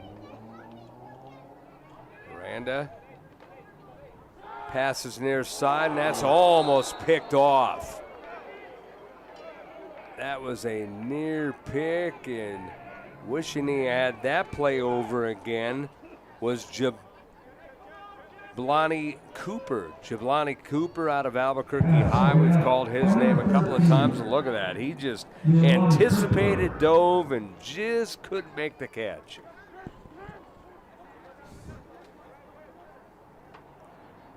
And here it is, an all-star game. He was saying, that's my moment. Yeah, that could have changed things right here as the green team is trailing. Gutierrez trying to change things as he runs on an angle to the left side of the left sideline, gets inside midfield of the 47 of the green team. It'll be 3rd and about 5 on the play. That'll bring it up 3rd down and 4. We'll call it 3rd and 4 to be exact. 3rd and a long 4.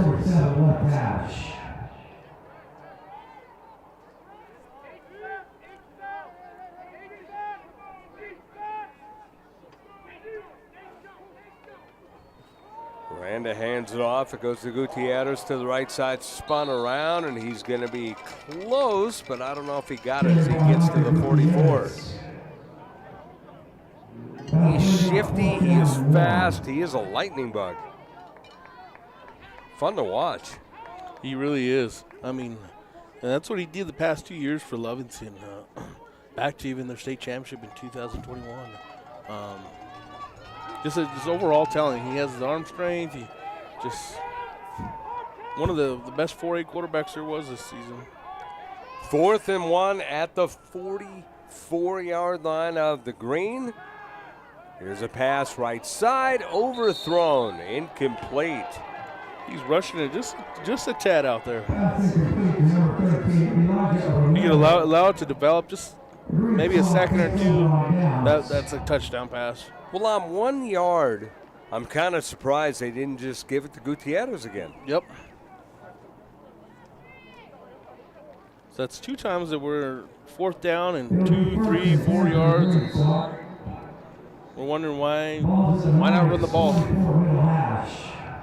Yeah, especially on 4th and 1. Here we go now with the green team, and looks like we got a fumble. Ball is loose, and that is going to go back to the red team.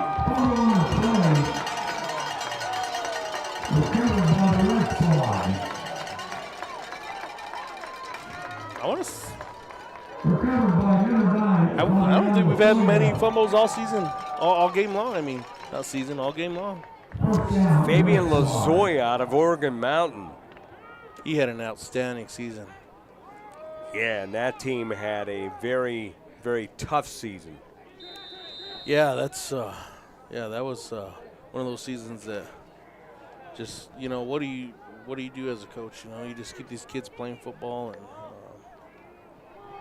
hats off to Coach Casal.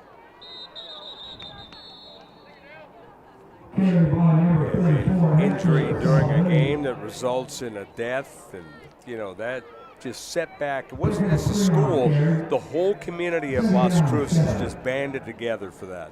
Yeah, that's a testament to New Mexico athletics right there. Is we all come together. We all come together as a family in situations like that. Programs from all over the state helped out and as much as they could.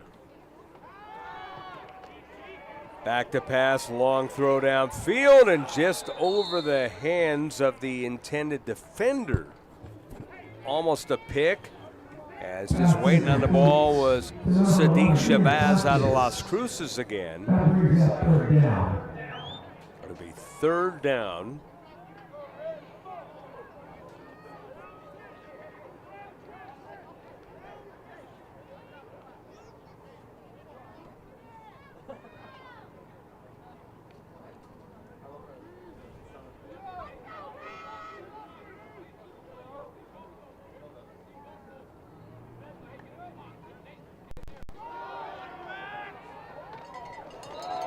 What a strong. Logan Howell on the big run gets to the first down marker and will move to chains. Just a gritty effort saying, I'm going to take this. They move to chains now.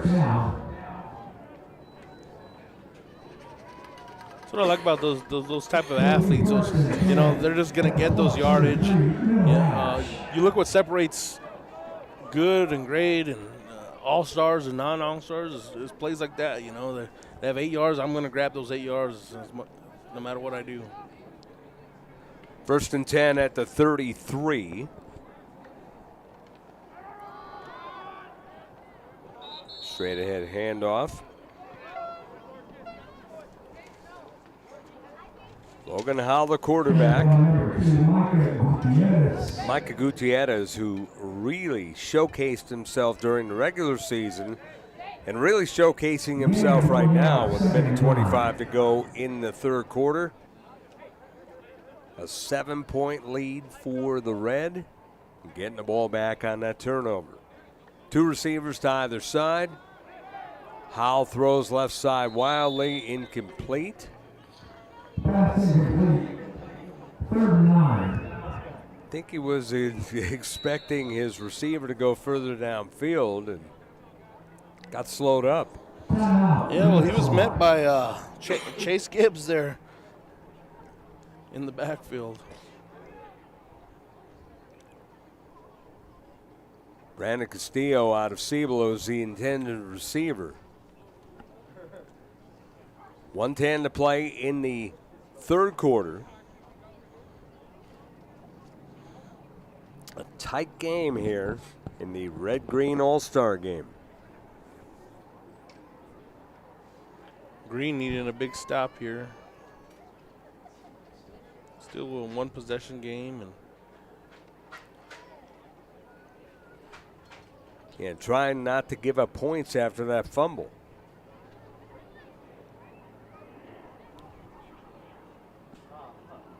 It's one thing to turn the ball over, but points off of turnovers, that's when it hurts. What I really like to see out there is, these coaches are still coaching away. Like, he's running drills right there with him and having just overall the attention to details that these coaches are giving to their players. 3rd and 9 at the 32. Ball almost in the middle of the field towards the left hash mark. Howell rolling, throws, and that is a near pick. Oh my goodness. That's a play that their guys gonna want to get it back. TK Nieto out of Los Alamos almost had a pick. He hit him in the numbers. Yeah. You could tell by his reactions, like, oh, I missed that. Numbers that we can't see from up here, but we were able to see there on the replay.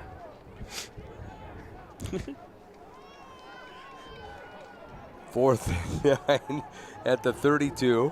As it gets darker, the less I can see these numbers from way up here. Is that Caden Bell going for the kick? 50-yarder by Caden Bell. It's a line driver, no good, but they whistled it dead. He does have the leg. Game. Well, he's not going to be able to kick now. As a delay of game will move it back 5 yards.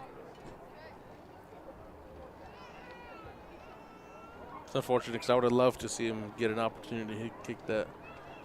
He was, see some highlights of him hitting from midfield.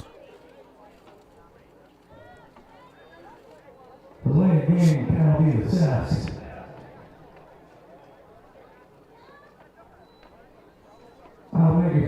So delay of game, 4th and 14.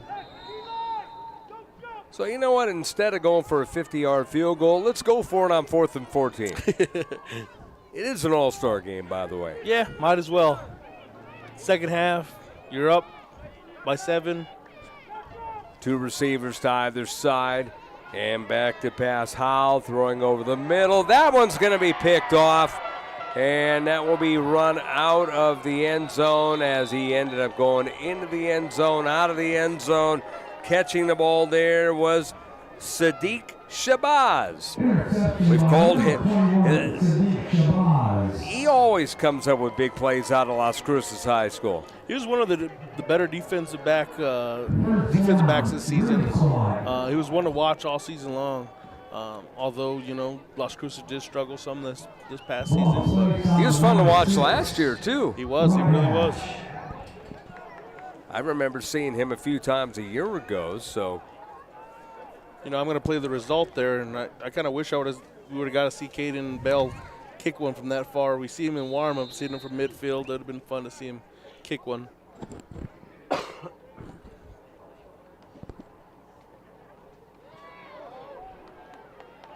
So running back spun around into the end zone, but I think they're going to give him the 1. So the running back, Aiden Granado out of Silver. Well, they put him at the 2. Ryan Sharp back in at a quarterback, number 12. You have a generous spot there.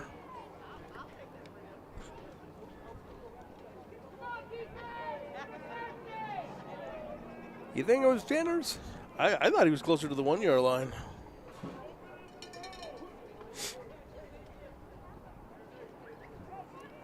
I thought you were kind of digging because I originally thought it was going to be a safety. Well, that's what I thought too. That's why. But yeah, he did. But yeah, he did get a generous spot.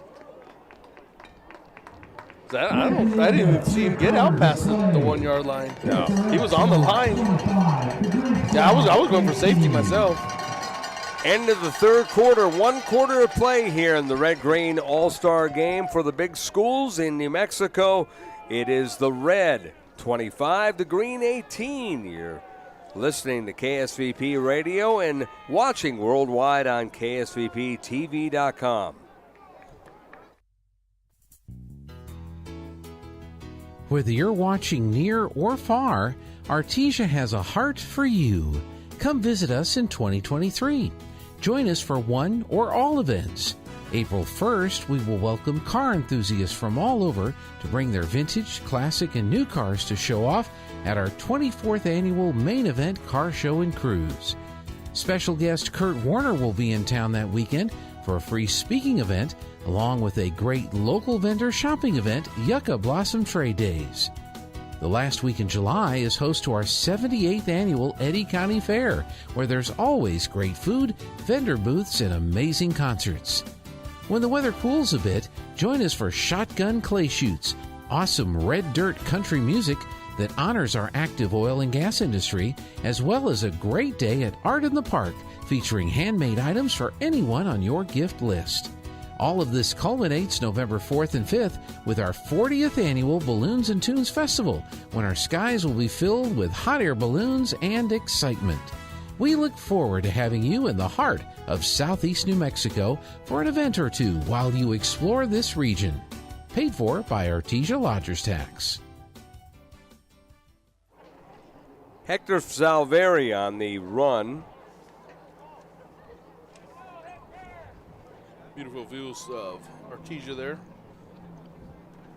Bringing up 3rd and 12. Okay, here's one for you. Josh Scoccoletti and Josh Grenier.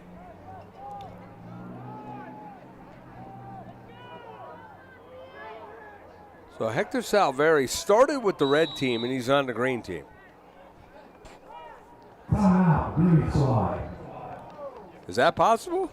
Mid-season, mid-game trade? Maybe.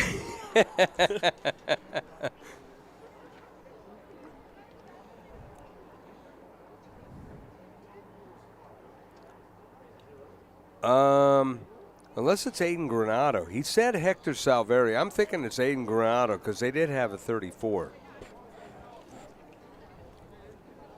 Yeah, it's Aiden Granado. Okay. He just inadvertently said Salveri. So I thought Wallen and Back were over there in the Hall of Fame place, maybe making some deals, some mid-season fantasy football trades. well, the PA announcer's so good. I mean, when he said that, I'm thinking, oh, he's on to something. So, yeah. He just inadvertently did the wrong player from the wrong team, which, hey, I've done that.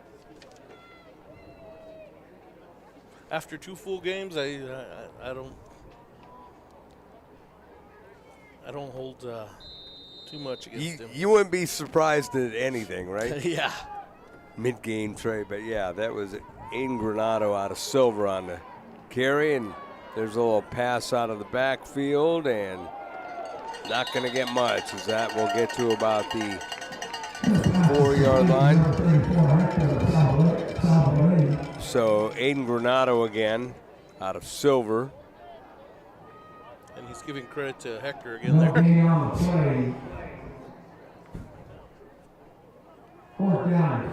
Unless the 34's on each team traded, we don't know. So,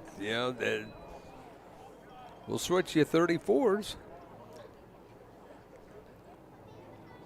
It does look like the Silver helmet, though. They're these really cool two-tone helmets. Yeah, well, you know the helmets.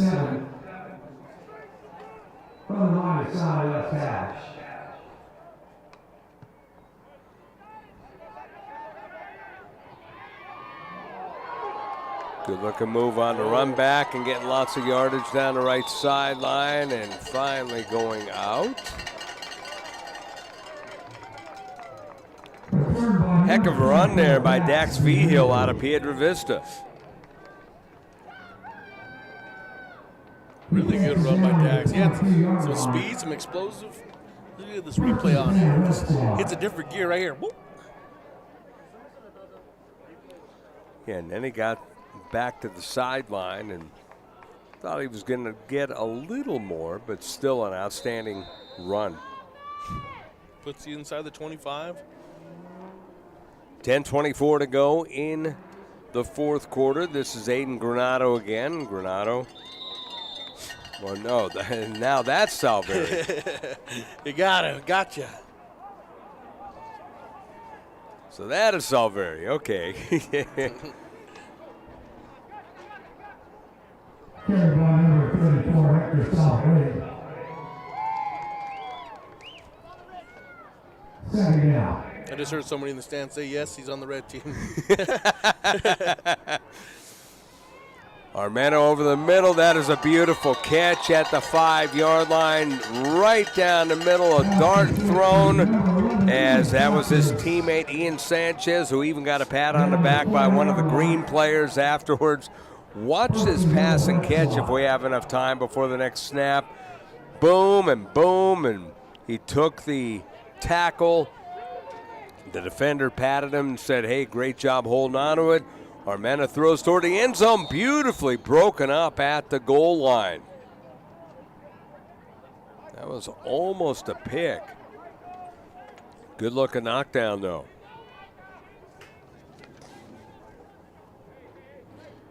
Pass broken up by number 30, Christian Mello.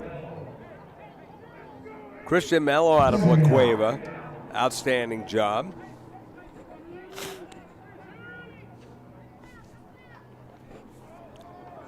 Handoff, that goes straight ahead, and that's not going to get enough. As Gutierrez was hoping to get a little farther.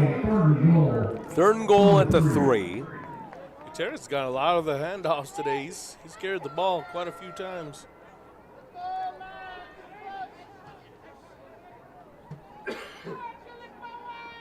Under 9 minutes to go. Armena rolling out to his right. He's going to lob it towards the end zone. And is that picked off? Yes, it's going to be a touchback.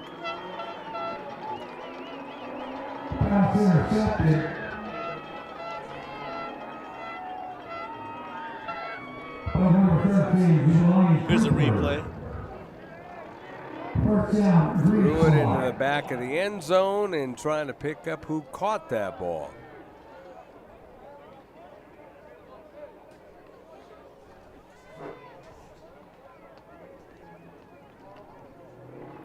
Jelani Cooper, I believe, out of Albuquerque was the man who got that. So, Jubilani Cooper It'll be first and 10 for the Green Squad. just waited on it, Sideline is 20 and a half. and a rare Armenta interception. There's a throw over the middle, and that is a incompletion and a big hit. That might be one you just hold, you go down on.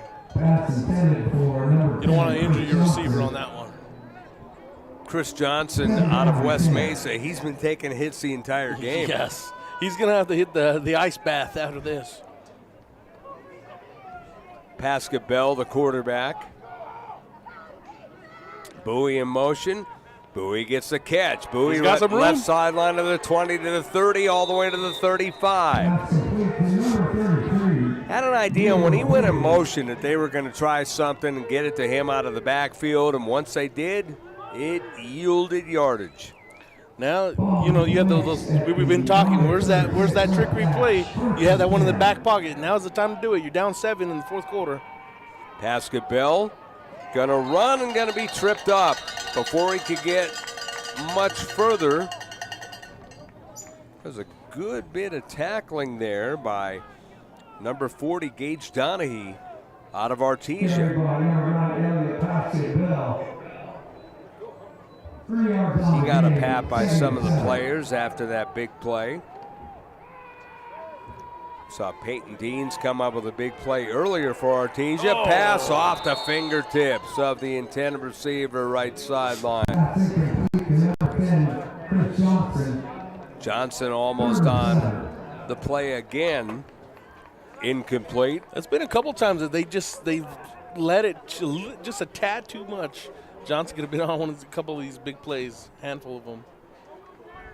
So here we go, 3rd and 7 at the 39, 7:49 to play. The Red leading the game 25-18. It's a 7-point game, so only a touchdown difference.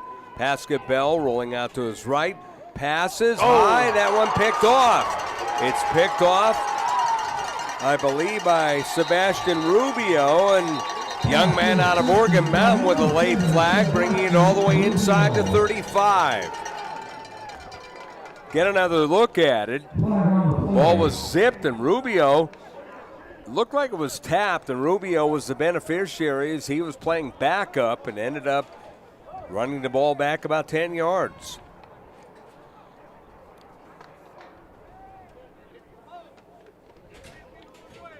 Right place, right time. So the Red All-Stars will get the ball back. 1st and 10, 7:38 to go in the fourth quarter.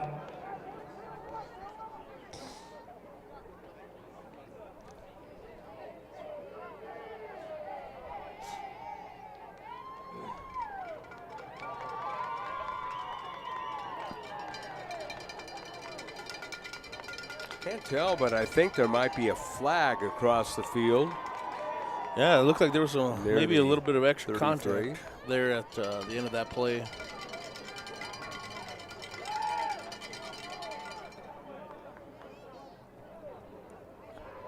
Got a little bit of dancing going on here. The lawnmower. I think the red team really did practice a lot of these little dances in the And now hotel he's- this week. Now he was pounding the spike or something, so. Looks like that's Oh, look at it. Isaiah Gonzalez from Centennial. He's got the moves down. He's taking it right into the next play, Josh. 1st and 10 for the Red Squad. I was still captivated by the bowling ball play, though. Oh, That was awesome. That's I'm waiting for another touchdown so we can see what else they have cooking. Yeah, the one they had with Armenta, though, that was the one that. They need some redemption from that one. if there was another game this season, that would be the one they're running laps after. Yes. All right, you botched this up. Go around the track a few times. Yeah, the old saying, ballywhackers. Handoff goes to Micah Gutierrez. And, it's an all-star game, so it's an opportunity, but you could tell just by his running, he is the workhorse of that Centennial team. Exactly. I was fortunate to see them 3 or 4 times this past season, and it was a Gutierrez show. Unfortunately, we couldn't see his quarterback here today, Daniel Hernandez, who those two complemented themselves well all season. There's going to be play to the left side on the carry. Aranda once again on the keeper. And, he's done that a couple of times very effectively so far, Josh. Yeah, he does. He knows when to hand that ball off or when to take it, and he sees the field really well. He's well coached too by Anthony Gonzalez of Lovington High School. Down to 6:59 to go.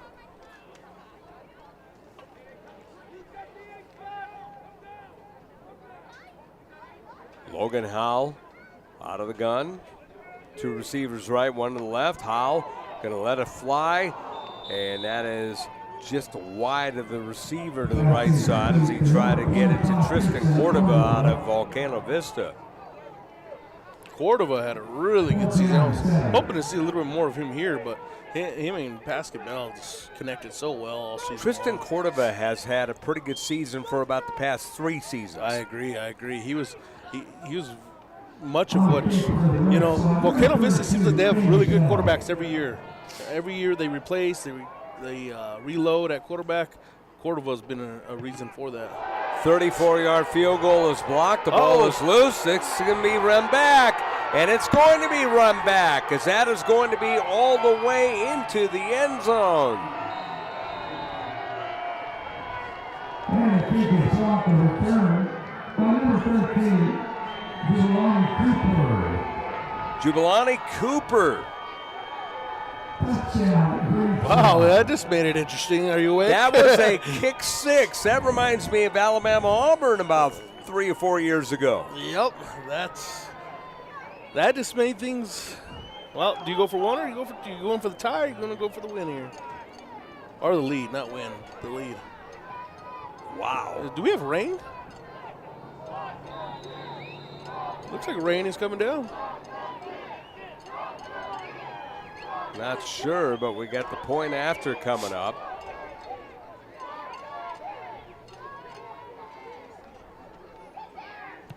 The kick is up, and the kick is good by Braden Money.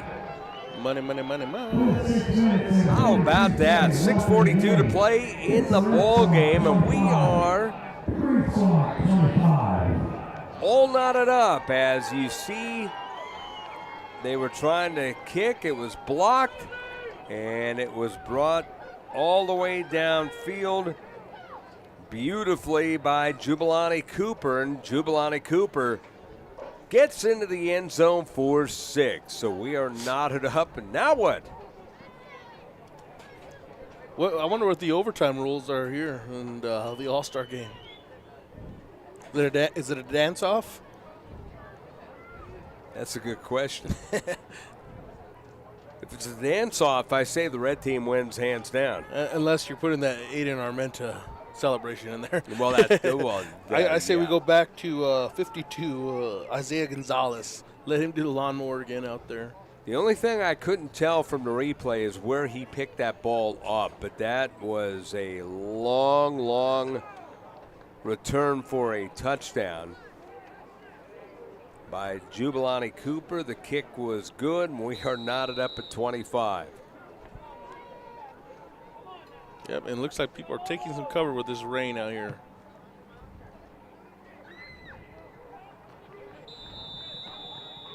Kick is into the end zone.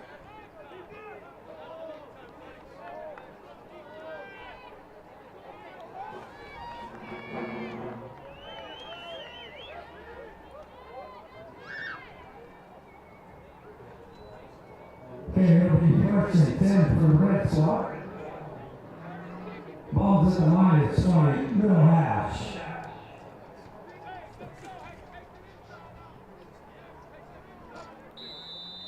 Is it right? It's hard to tell, but people are putting out the umbrellas and such.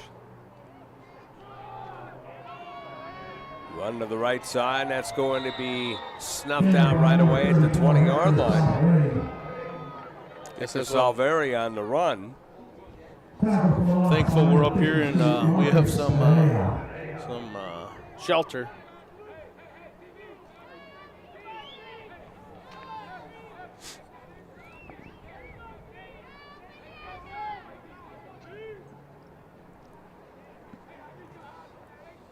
Yeah, the beautiful thing about this press box, we're at the top and we're outside and it's almost like we're inside. Yep. You got the luxury of both. They put down the cover and they close it up and you're basically inside. Pass on the right side is incomplete at the 40-yard line. Pass intended for number 17, Braden Mummert. Braden Mummert again, right place, right time, but couldn't make the catch. And the thing about Braden Mummert at Cibola, ran great routes, great hands, and he was the guy who you throw it downfield, you get it anywhere near him, 9 times out of 10 he makes the catch. Yeah, they had, that was actually a great two option, Mummert and Brandon Castillo. They both, you got to love having both those options as a quarterback. No, you're right about that. But Mummert had great size. He's definitely one that I'm looking to see where he ends up playing next season. 5:50 to play in the fourth quarter, knotted up at 35. Red and green knotted up at 25. Ball's at the line at 16 right hash.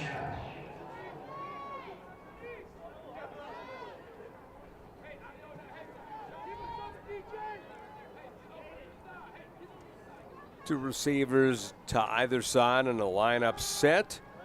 Pass on the left side, and that is a catch, and finally hit back at the 15-yard line. Hector Salveri out of Goddard got the catch, but he was pushed backwards. It's going to be 4th and long.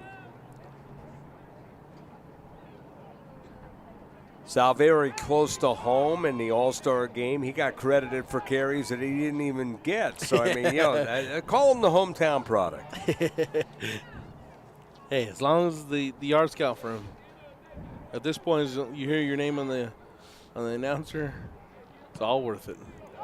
The punt will be bobbled, and does the red team get it? Yes, they do. Wow. That is recovered by Chris Enzo out of West Mesa. Red team gets the ball right back.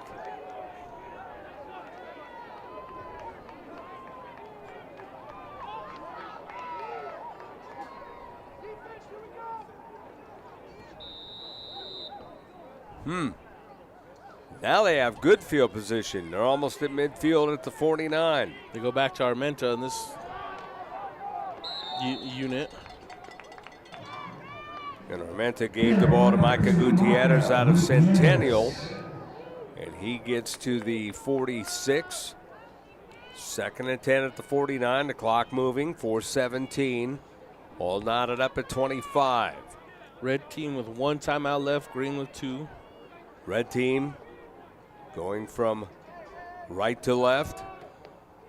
2 receivers right, 1 to the left. Gutierrez, another run, gets free to the 40. On the left sideline, out of bounds at the 36. He was just a couple steps away. There is a flag at the 44. Looks like it's going to call this play back. He had a nice cut on that play. He sure did.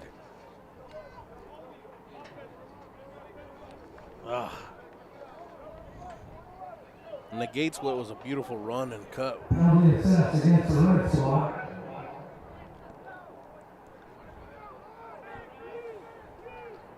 Ball be placed at the Get another look at it line. here. We'll see exactly what happened. And right there's your cut. Didn't see the hold. Armenta back to pass. Armenta being flushed, goes out to the right, throws. That's a completion at the 45.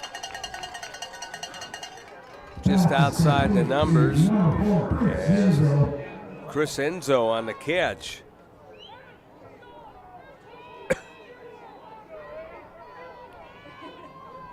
Jinzo Puts the ball third down and out of West from the Mesa. plus 45 right hash. 3rd and 4 at the 45. Ball on the right hash mark. Gutierrez bulldozes forward, gets the first down inside the 40. He will be along the right hash mark to the 39. And the red team moving with 3:08, tied up at 25. It'll be first down and 10 at the plus 39 right hash.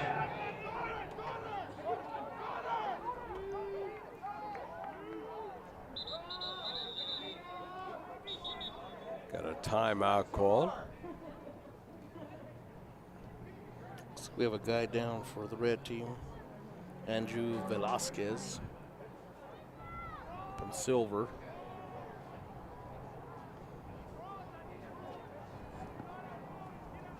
Not sure what the issue is. Cramping, perhaps? Perhaps. You know, this weather kind of dips, gets colder.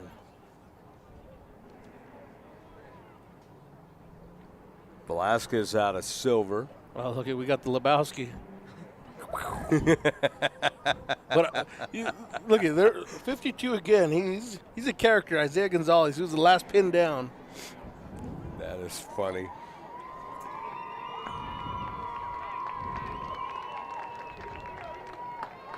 Mikey Gutierrez got some touchdowns, got a strike, all in one football game.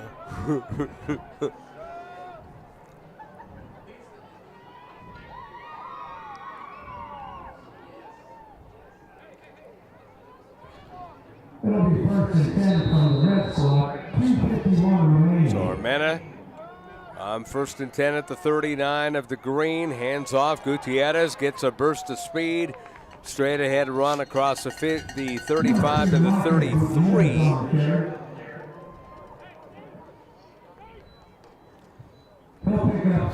Using the clock well and, you know, moving the chains.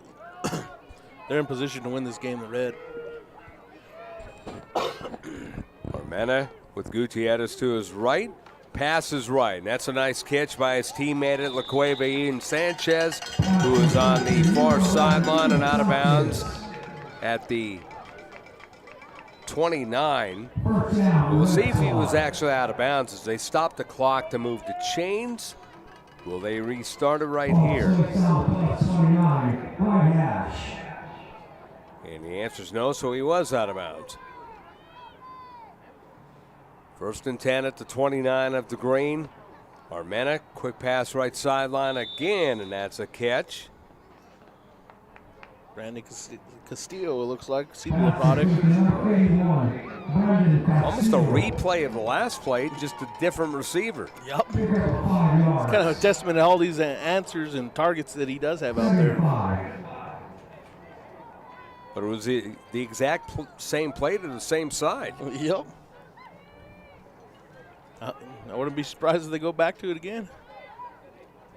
2 receivers to the left, 1 to the right.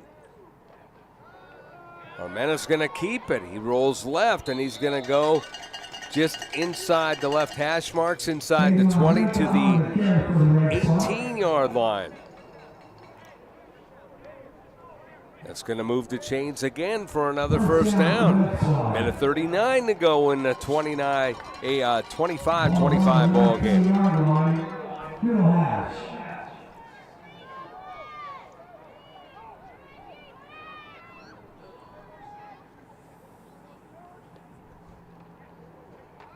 Armenta floats it towards the end zone. Tipped.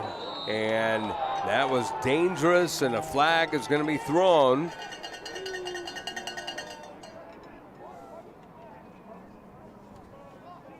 And the 22 to go. Pass broken up by number 30, Christian Merle. Second and 10.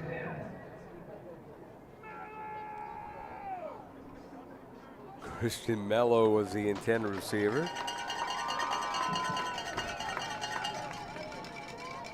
So the penalty against the green team, it goes to the, I don't know if I agree with that. 10. So you got a hand on the ball. At the 11-yard line, middle hash. First and 2. So Armena gives the ball to Gutierrez. It's actually 1st and 2, and Gutierrez will get the first down. Now it's going to be 1st and goal at the 8. Minute 15 to go.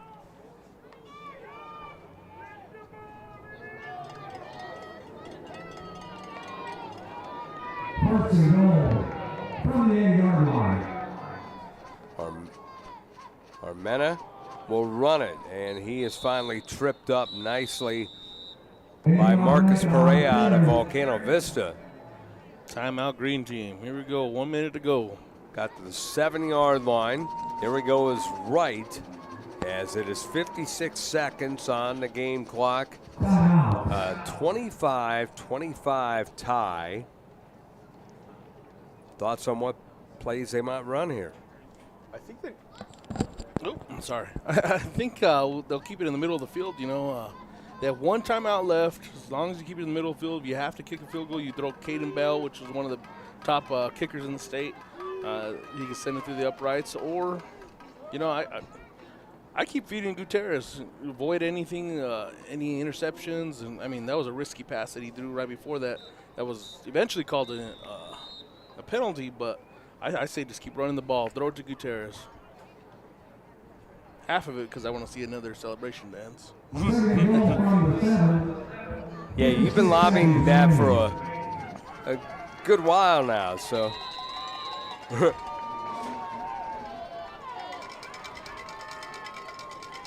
Here we go. Armena throws towards the end zone. It's tipped and almost intercepted. Exactly what I said to try and avoid.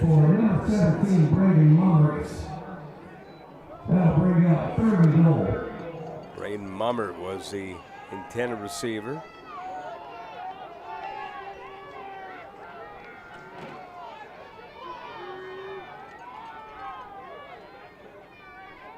I assume they go to Gutierrez now. Nope, they're going for another pass. Here's a pass towards the end zone, high and incomplete, and that's going to bring up 4th down. 46 seconds.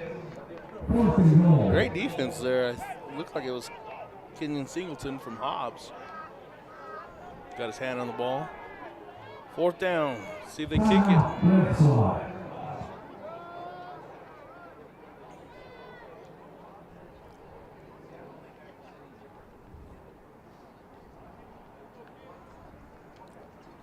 So timeout again by the Red.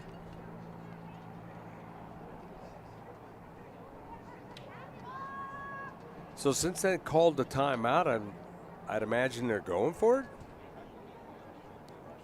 Going for it? It looks like Armenta's still out there. Nope, they're bringing Caden Bell out. Okay.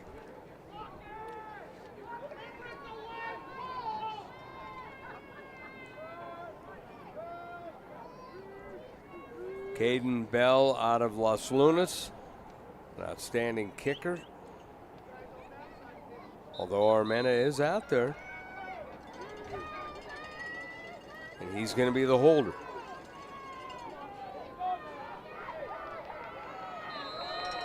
Ball right in the middle of the field.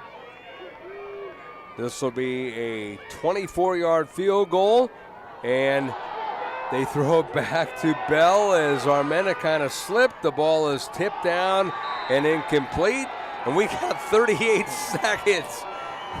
Unbelievable. Somebody get busted on the line. What's the overtime rules here?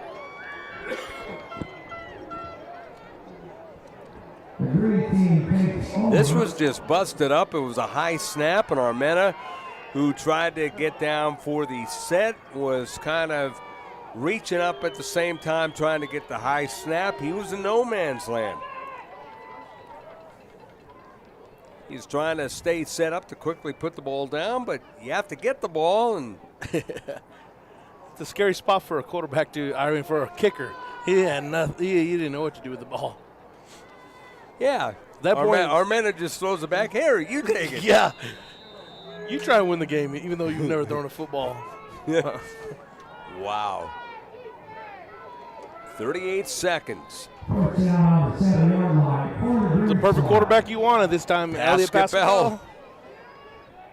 Yeah, he's orchestrated some rallies before, and that's a overthrown ball that could have been picked off in the wrong circumstance. They tried to get it to Isaiah Beta out of Centennial. Wow. 25-25, 33 seconds.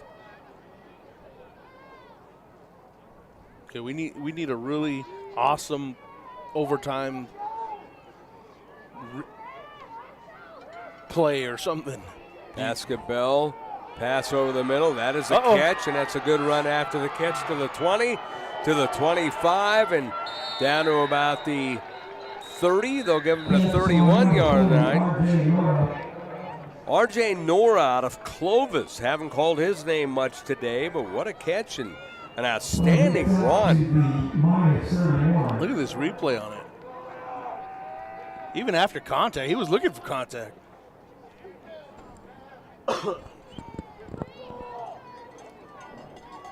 Okay, back to overtime. How about let's have a race between 24-yard gain, and now we have a personal foul afterwards, so 15-yard penalty. Oh, we're really moving now. Yeah, 24 and 15 is 39 in my book. They got big yardage. But back to your point. I say overtime, let's have a race between Wallen and back.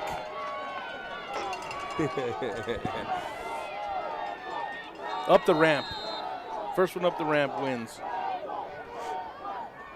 Basketball has time, avoids a rush, and now still runs, and he stayed in bounds. Didn't get a first down, not even close, so it's down to 11, and now did they call timeout? Looks like they did. That's the final one for the green team. It's the ball down to the plus 49 timeout, green squad.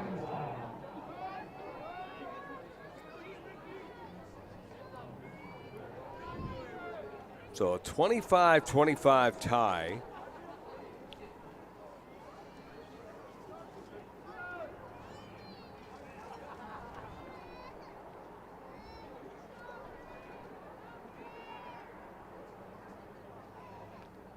So I guess at the end of the game, we'll find out what's going on.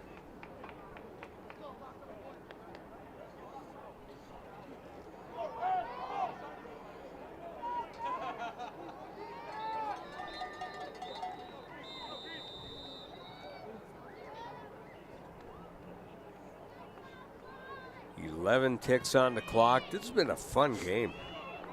It really has. It's kind of a shame to see it coming to an end. You gotta like a Beta on this outside for Basketball. The two connected in that first touchdown from this distance. Basketball looking, rushing. He's gonna run. He's got 6. He gets yardage with time on the clock as he gets out of bounds along the near sideline to the 37-yard line to make a Hail Mary a little closer. Well, it looks like they're bringing Brandon Money out. Oh, they sure are. Braden Money's going to come out, and this will be a 54-yard field goal.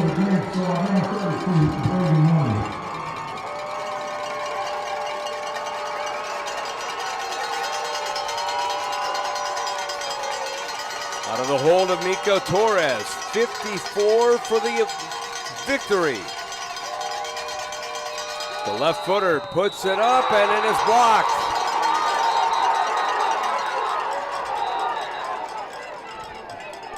They whistled it down. Thought it was going to be another kick six. Is there a flag? Oh, there was a flag on the play. That's what happened. Uh-oh. I was going to say you can't allow one kick six and not the other, but they didn't allow it because there was a flag before the play or during the play.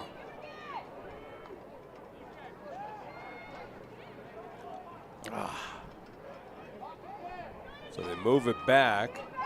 If they try a field goal now, it's going to be 5 yards farther. But they're still going to try it. It'll be a 59-yard attempt. Uh-oh.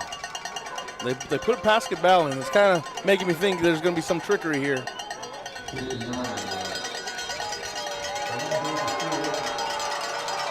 59-yarder by the left footer. Ah, there it is. Basketball throws it left side. Oh. That is almost intercepted. And that's the way regulation time is going to end. You called it on basketball being in the game that there's going to be some trickery.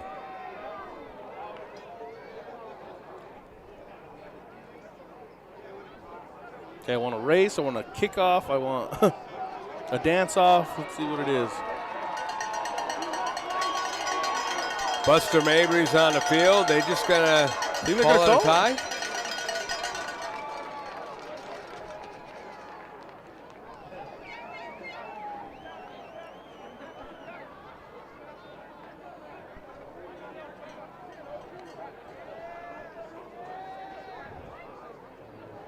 Well, first it looked like, well, that's it, but. Okay, ladies and gentlemen. Hear the announcement here. Let's play overtime. So there is going to be overtime. They're going to flip to see who gets the ball first.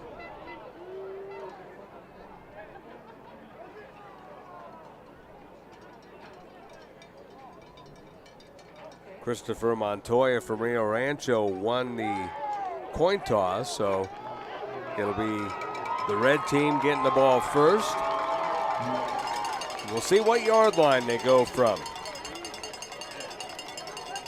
So each team will get a possession.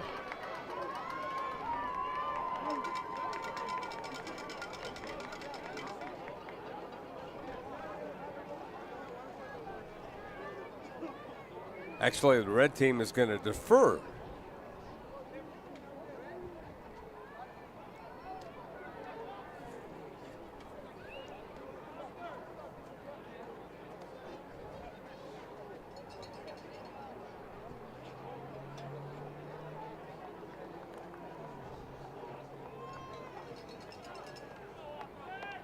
I don't know if you noticed, we don't have a ball in play yet.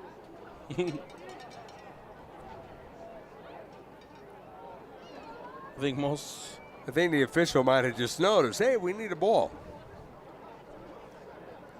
Now they put it down at the 10. The 10, that's close. I've seen this situation where it's at the 25, it's at the 15, it's at the 10, but each team gets a possession at the 10, and you just keep on going until one outscores the other on a possession. Looks like we're going to be here for a while. So Basketball will hand the ball off, and swarming defense by the red. That will push him back to about the 13. Michael Ash and Gage Donahue.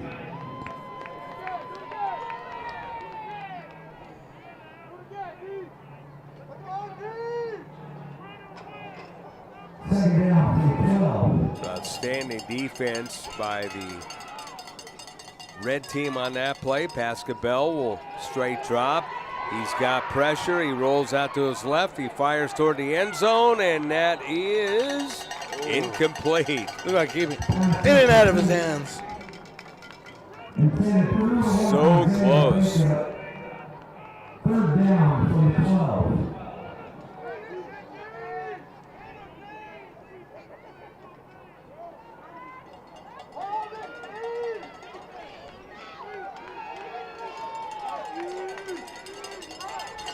Third and 12 at the 12.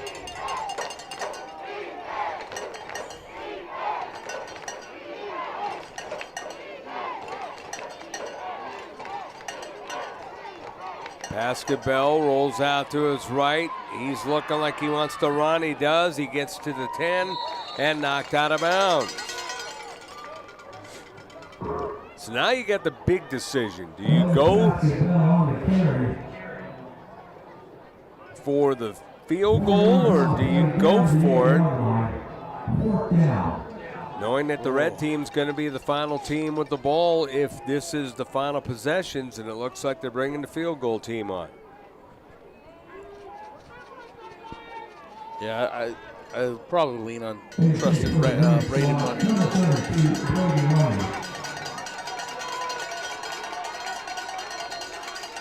Braden Money out of Alamogordo, left footer, 25-yard field goal. It squibs up, and it is no good wide to the left.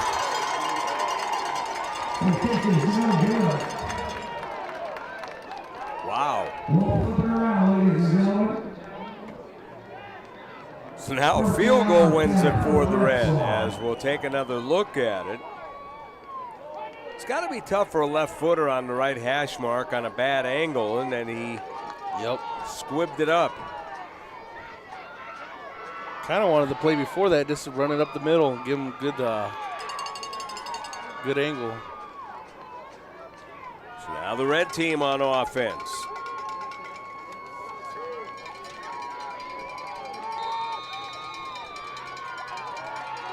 Back at quarterback, Aranda out of Lovington.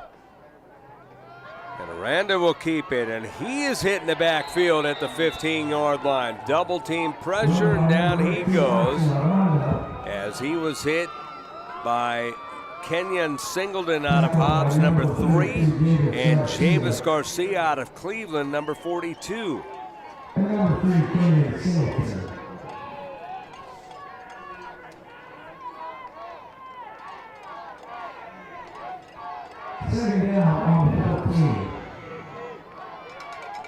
Second and 14, second and goal.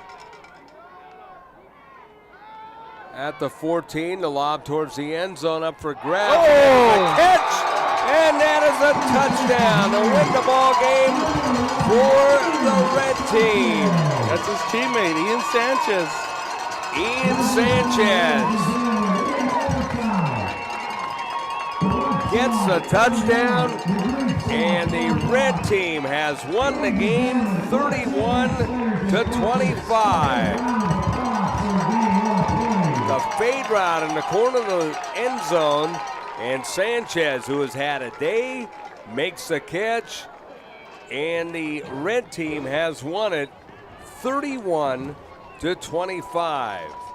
What a great way to end the football season with a play like that in overtime. What a great way to end a great day of all-star football, both small school and large school, on a touchdown like that. It is. I mean, what a great day of football, and then to have a great finish like that over to the first overtime in the 2 years of the green and red all-star game. Oh, man, what a play. To see it by two teammates, too, Armenta and Sanchez. Final thoughts, Josh? You know, another great event, another great job by Buster Mabry and New Mexico High School Coach Association, KSVP TV. This is overall Artesia High School. I mean, great host. They're hosting a basketball tournament today and the All-Star game. Just an overall great experience for us, great experience for the kids, for the fans. Just overall great day of football. Want to thank our great crew, Gene Dow, Tanner Todd, the camera folks doing just a lights-out job here today, and everyone involved here at KSVP doing a great job, and great job by you as well. Thanks, Scott. It's a great job by you. I mean, it's the voice of New Mexico high school football, and it's been an honor to be here another year with you doing these games.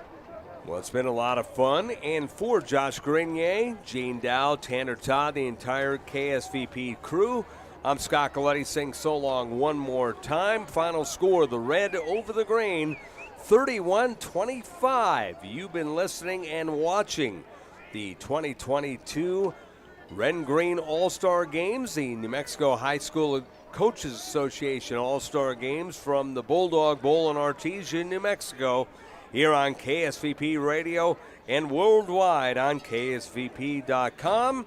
So long, everyone.